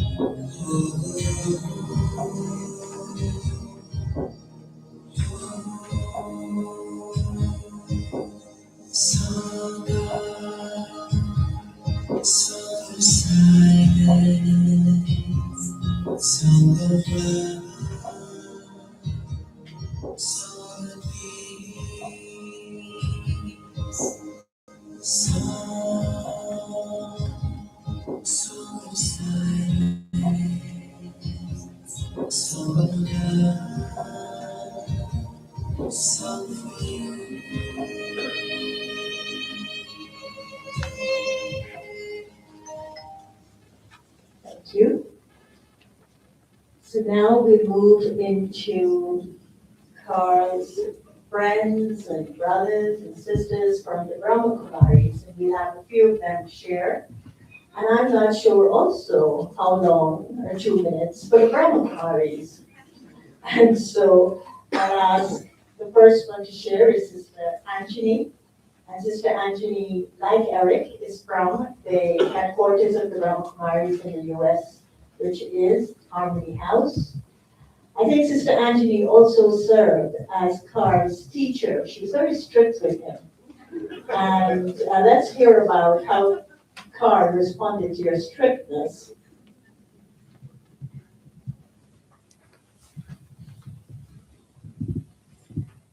Om Shanti and a good evening. And it's definitely a day of celebration, a life of celebration for our dearest, dearest brother. Brother Carl, I think I know him just after Sister Carmen, because Sister Carmen came to the Brahma Kumaris, to Global Harmony House first, and then our brother showed up. He was a very good student. You know, Brother Carl would say, your father, my father, and our father. And that was his inclusiveness. When he would talk about God, it's not about God being your God or my God, but it's about our Father. And I feel that is very feelingful and meaningful, because we are the family of one. And that was one of the faith that he carried in his heart. I went to see him, I know I have 2 minutes. I went to visit Brother Carl when I heard he was not doing well, and made my pot of soup, and we went over and he had his lunch. I made sure I put it in the bowl and served him. And he sat down and we had such wonderful, deep conversation. And it's conversation about life. It's about his journey of his illness and how he's managing, how he's able to deal with it. And what I felt was the courage, the determination, the strength, the willpower, and so many beautiful qualities through this conversation. I paid for the card. Not much, just a little. And this time, the back used to be hurting. But he knew how to deal with pain. He knew how to work with his body, because he also knew that he's the soul that is using the body. He knew that his relationship and companionship with God would carry him through the journey that he went through in terms of working with his body. And this is why he had so much courage. But with Brother Carl's courage and the powers that he has received from God, was Sister Carmen's strength, which I am still amazed that how Sister Carmen was able to manage that. There were times, I will let the secret out. There were times when I would call her, Sister Carmen, this. Anthony, I can't talk to you right now because I'm in the bathroom with Brother Carl. And I knew instantly what to do. And so sometimes I would step back and just reflect and really sending pure thoughts, pure feelings, with a lot of love for these two wonderful people, these two wonderful souls. I was thinking about Brother Carl's life and listening to everyone's sharing, and a blessing card that I have picked up. I would like to share that card, which actually speaks about his life in just a few words. You fly through life with the enthusiasm to serve mankind. And in return, blessings flock to you. And so that's his life. His life is a life of blessings. Om Shanti and thank you. Thank you, Sister Angela. The next one from the Brahma Kumaris is Sister Madeline.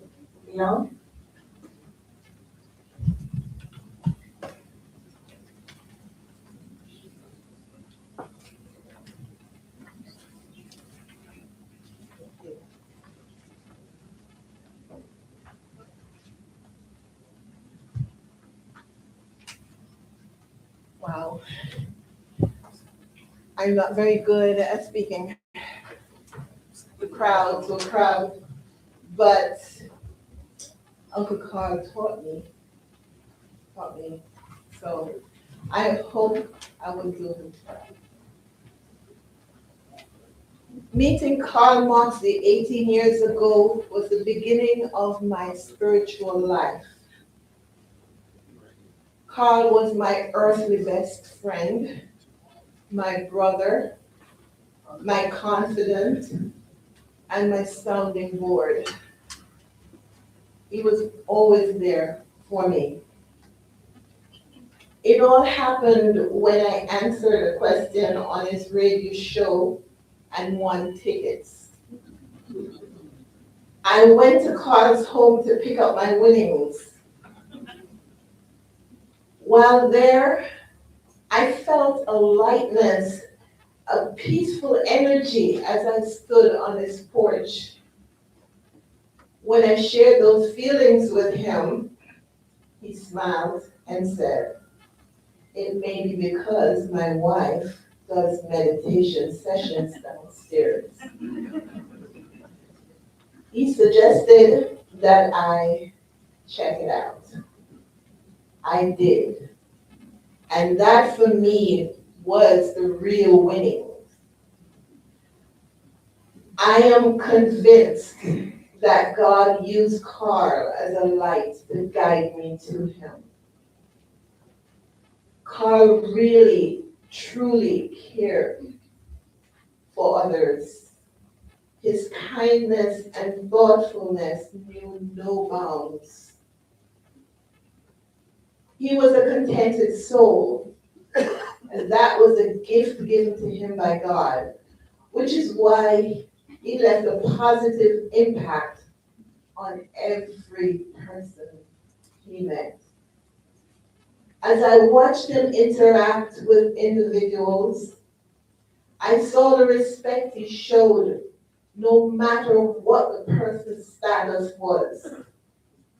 For him, no one was less than. Carl embodied the qualities of God, which is peace, love, honesty, compassion, and joy. That was what he had to give, and so he gave it all. There was no pretense with him, no noise, no drama, no hate. He held no grudges. He was a humble man who walked slowly and carried a big heart.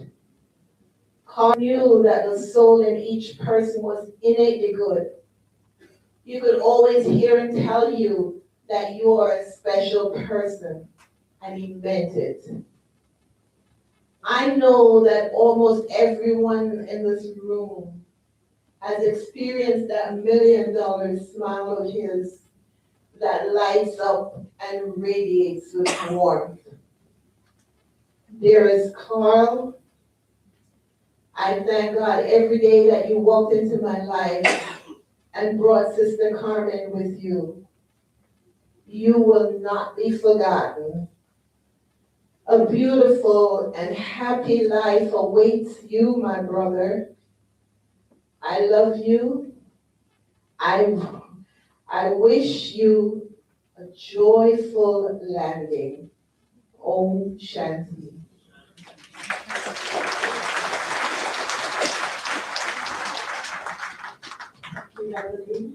He taught you well. And now, our final person to share would be Brother Fenton Ellis. And Brother Fenton has this knack. If you tell him 2 minutes, he uses 2 minutes. Not a second more, not a second less. Om Shanti, Om Shanti. I am peace. You know, when the village hears that Uncle Carl has fly, Brother Carlos flew away, then they all come running because Uncle Carl has a large will and the loot will be distributed. And so it is said that a wise man leaves a legacy, but those that will come after him. And we've heard of love, and we have to affirm it, accept it as part of the jewels that we've received. And so we have to say to ourselves, I am that love, that I am. And when we hear of peace, we have to say, I am that peace, that I am. So we've heard it being said, I am that I am. I am the child of the Most High. So Brother Carl practiced the royal part, Raj Yoga. And why? Because sovereignty is assured, because it becomes the union between the child and his father. And so the child becomes like the father. The ocean of peace, the child becomes the essence of peace, so that the child, like the father, will bestow peace on all sides. So when we hear the term Shanti, I am peace. I am that. I am. That I am. Peace and love and trust and hope and truth. That I am. So these are the jewels that was as legacy distributed to all the brothers and sisters and friends and grandfriends and grandbrothers unlimitedly. The other aspect is spirit, soul consciousness, continuity. We know as guests in the body, we come for a while, whether it's 20 years, 60 years, 80 years, 90 years, and then we have to leave the bodies. Yes? So we're saying we're eternal beings, children of the Most High, do not die. Death has no sting. And this body will be cremated and returned to the dust. And we continue our journey onwards. Well, Sister Gayatri will explain what happens on that journey, but eternal souls, beings of light, children of the Supreme. That was one of his practices, his deep, old-fashioned, old-school practice. From 4 a.m. in the morning,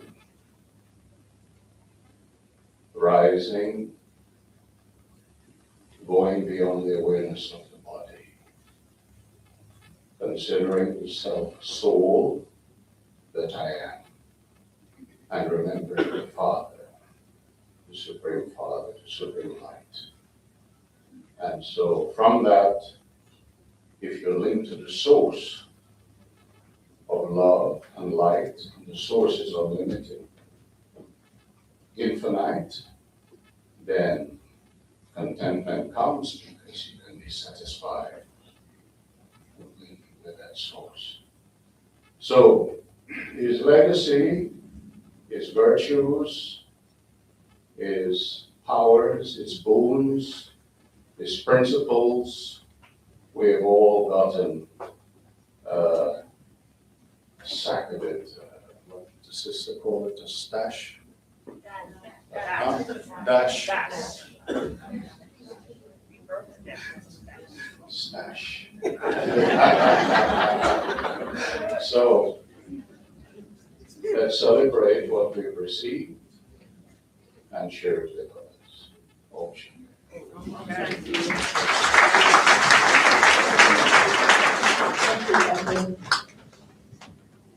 So now we have Sherry Rock. Sherry Rock. Sherry Rock.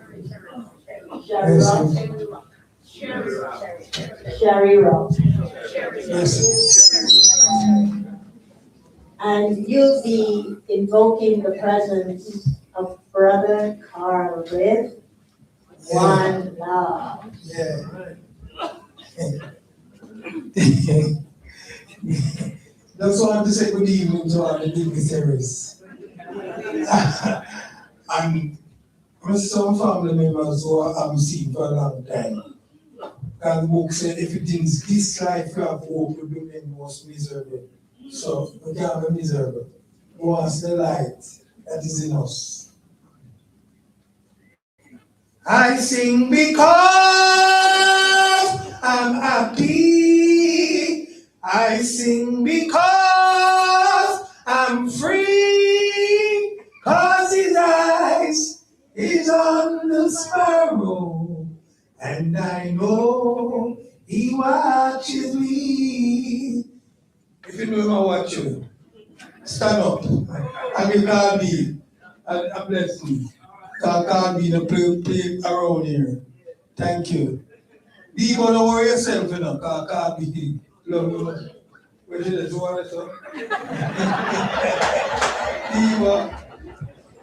Enough respect, cause call me. He said, Shanti. He always say, Shanti, Namaste. What is that? What that mean? Namaste. Namaste. Huh? Namaste. Namaste. Okay. Everybody say that. Everybody say Shanti.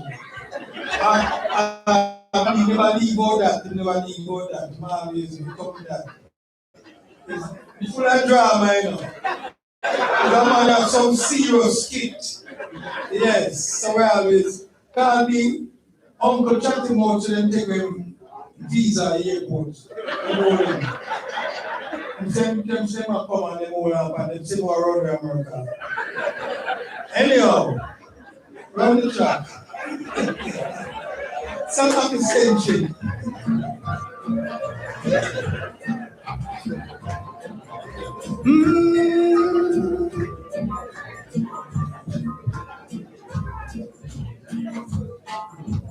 One love, one heart, let's get together and feel alright.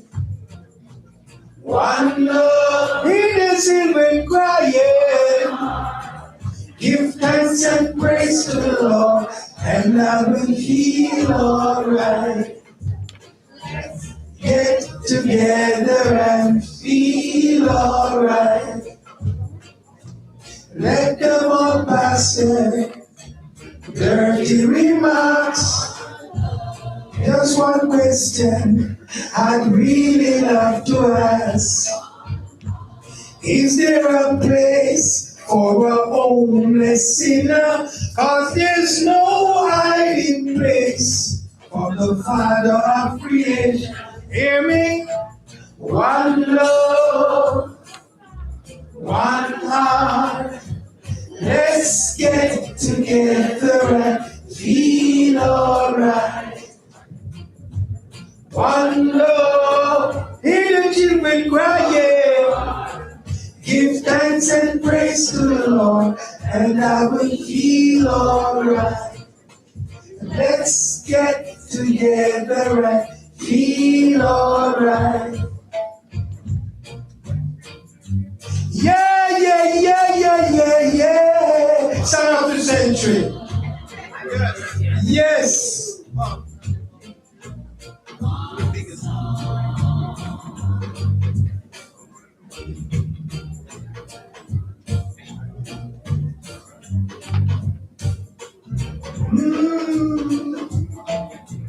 One love, one heart.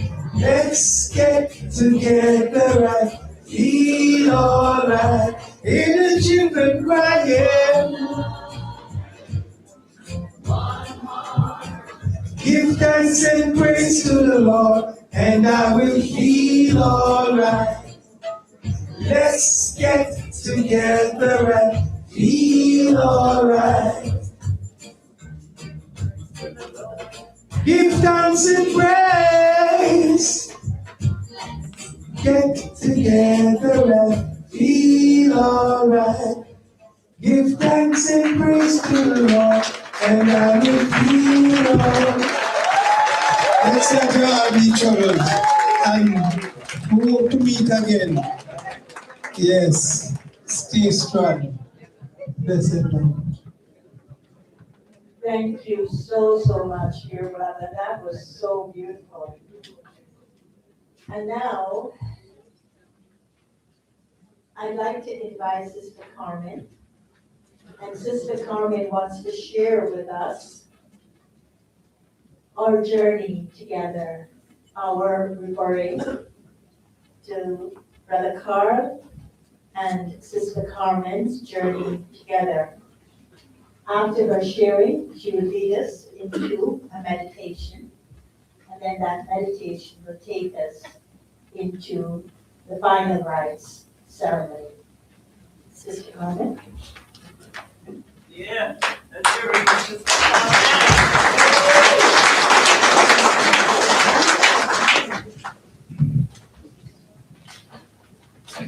It's quite interesting because, you know, when I was trying to think about what to share as far as or experience together, and I just didn't have time to put my thinking into it. And I said out. And so I was sharing Gayatri, and I said, I'm not going to share. And she said, just share from your heart. So I just want to say thank you to Chen. Chen said, when you would say something or the other to Carl says, you know me, man, just share from your heart, just chat. So I suppose after living with somebody for 52 years, you should know them now, or you should at least have an idea of what it was like to be on this journey together. So let's see if I can share from my heart. So when I was really reflecting on it, I thought about what is it I could really share with you that was meaningful for me in my life, in my journey with Carl, that would be meaningful for you. Because there's really no point of you just listening to somebody's life or somebody's story if it doesn't have any significance for me. So what about me and my journey with Carl that could have some significance to you in your journey, in your relationships, in your life? So that's what I'm going to try to just capture a little bit of that. And, you know, as you may have heard somebody say, Carl had a lot of respect for me, and I think that is true.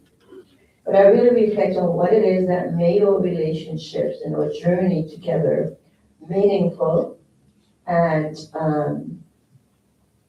enlightening. What did we gain? Because, you know, when we come into relationships with someone else, there's a reason for that. You may not know. You may just think you love the person. They look cute. or something like that, right? So let's check it out and see how it works. But there's really a very deep, subtle meaning behind relationships, why you are attracted to somebody, why you come into a relationship with somebody, why you live with this person. And at the end of that dash, in the dash, what happened? Because there is a significance for it. And so I want to try to capture a little bit of what was that dash for me. When I met Carl and now that he's gone, what happened in that dash? And what made that dash interesting, enlightening?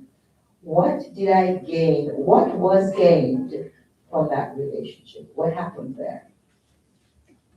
What I discovered that is necessary, and I discovered it for myself, and what really I experienced in that dash, in that relationship, was to make that dash meaningful, significant, and enjoyable is this thing called respect. If nothing else, respect. Forget about love right now, because 99% of us don't really know what love is about. Am I right or wrong? I think we do. I think we do. But we really don't. We do the best we can. But respect. When I can respect, and not just respect you, but respect myself, is extremely important.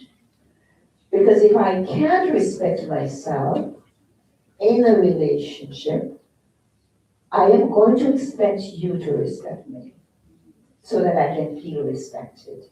Because every one of us in this room want to be respected.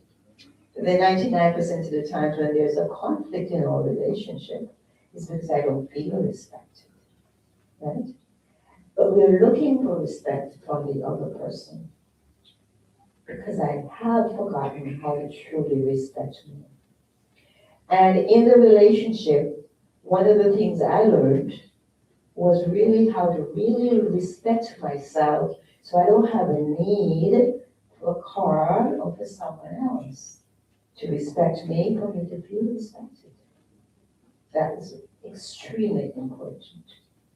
Okay? And when there is respect in the relationship, I can value my own worth and I can value you at all times. Then I can trust you for who you are. Right? I don't need to look over my shoulders to see what you're about. That's your business, not mine. You got you to live with. Right? So for me, that was one of the biggest things that I really discovered, and I think Carl got to experience that as well. So together, we both had a real, true, genuine respect for each other, and I think that's really the biggest thing for me that made our relationship so easy, ultimately, and so meaningful, and so valuable. And nothing else. So the two takeaways from this relationship, from our journey together, is this ability to respect each other, first by learning how to respect my own self, and then learning how to trust.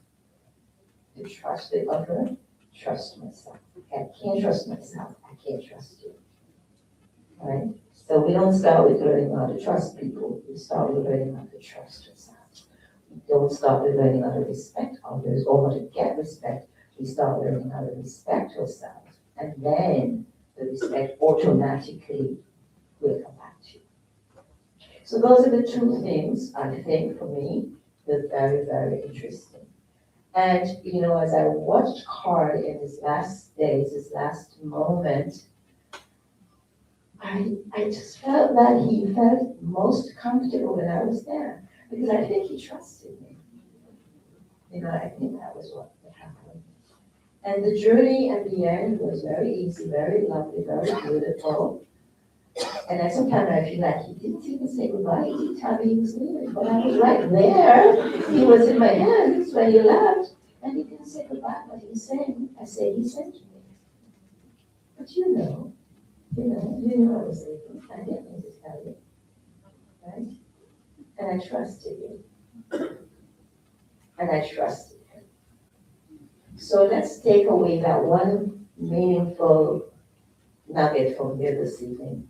This whole aspect, and look at our own lives and see to what extent do I respect myself and how much am I expecting respect from others, to look at the relationships that we're in and see how easy they are, and if they are not, what am I expecting of the other that I have failed to give to myself.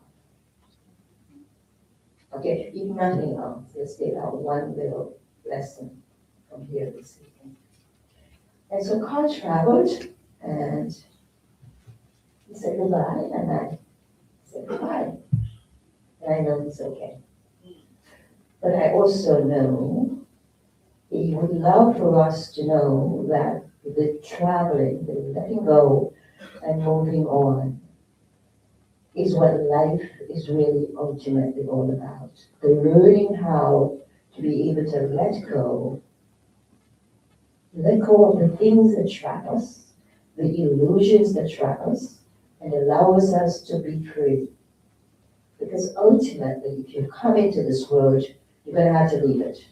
If you come into this body, you're going to have to leave it. So one of the things we have to learn is how to let go of everything that is of this world so that we can be free when it's time to go. He had no burden. He let go.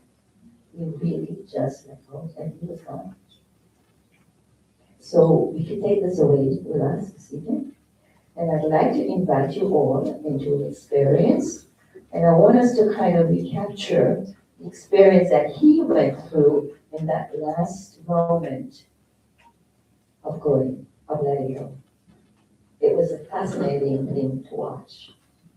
You know, just watch the soul, just to let go and take that in the journey, the end of the journey, because you will have this experience someday. So I invite you all to just put down whatever you're playing with in your hands and make yourselves very comfortable.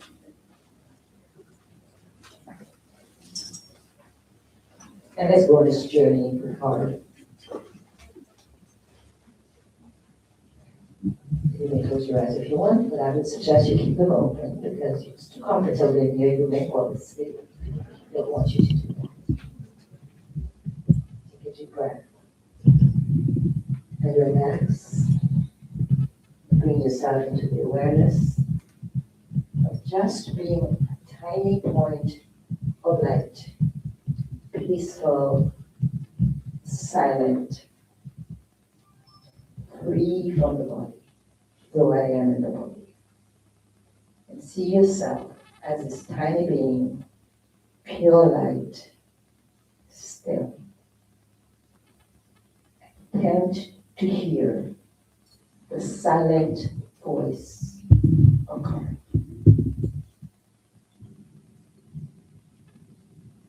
I have come to the end of this journey.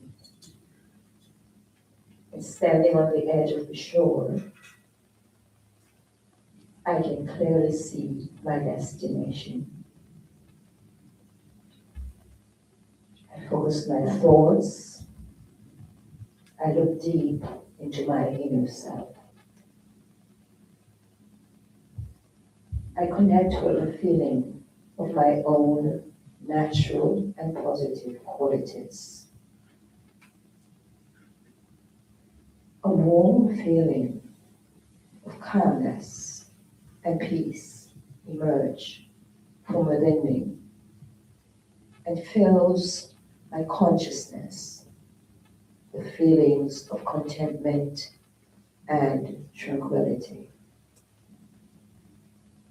All of the images fall away from my mind. Thoughts of daily concern and the activities of my body drift away.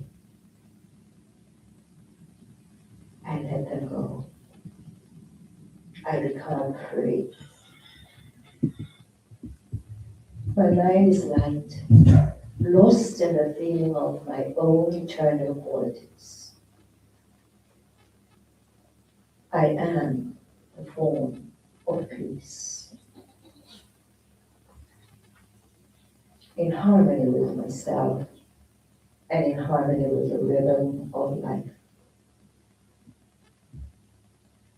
I feel the light energy which is me, generating vibrations of peace and harmony. I feel a deep acceptance of life, and I observe my destiny pulling me ever onwards. I see the pathway of light stretching. I contemplate the pathway. I have no fear. I only feel the peace that is within myself. As I walk hand in hand with destiny, my nature and my inner being feels steady. Filled with lightness and freedom, I begin my journey down the pathway of light. I'm not alone. With each step, I feel safe, protected, and guided. A supreme energy source of light from beyond the universe, sending me waves of peace and love. I am in the company of a true friend. A friend who is always there. A friend who's reliable, trustworthy, and caring. I feel vibrations from the supreme energy source, surrounding me with waves of peace and love. And I absorb these into myself. I feel totally at peace with myself. I feel love and acceptance for my heart, for myself, and for my destiny. I'm free. I'm free from the chains of my worldly life. The pathway.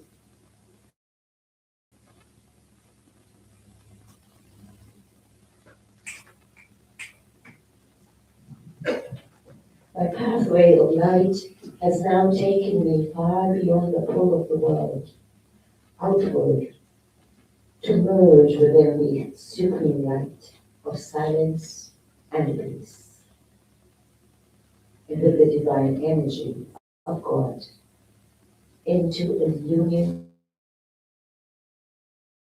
of love and meeting of hearts.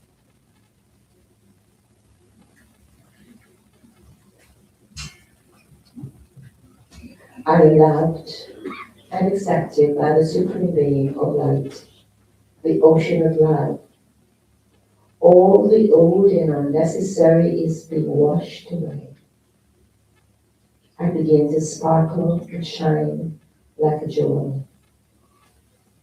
I become the form of peace, form of joy, and I radiate these qualities from deep within my being.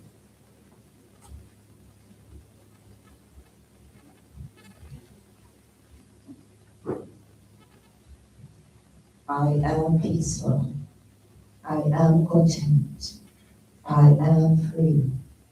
I am me. I let the past go. I look ahead down the pathway of light to my destiny and beyond, and I feel released.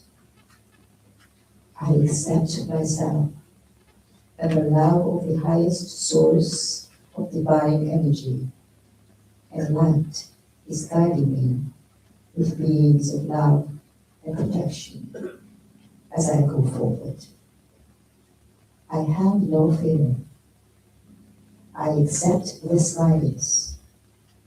I accept this light. I am surrounded by joy, love, peace, contentment. I surrender. I am free. I am me. Oh, Shanti.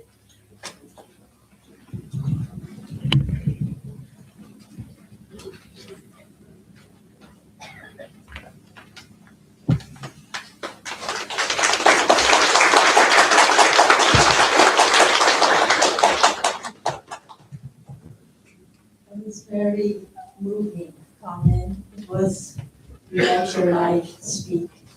It was authentically beautiful.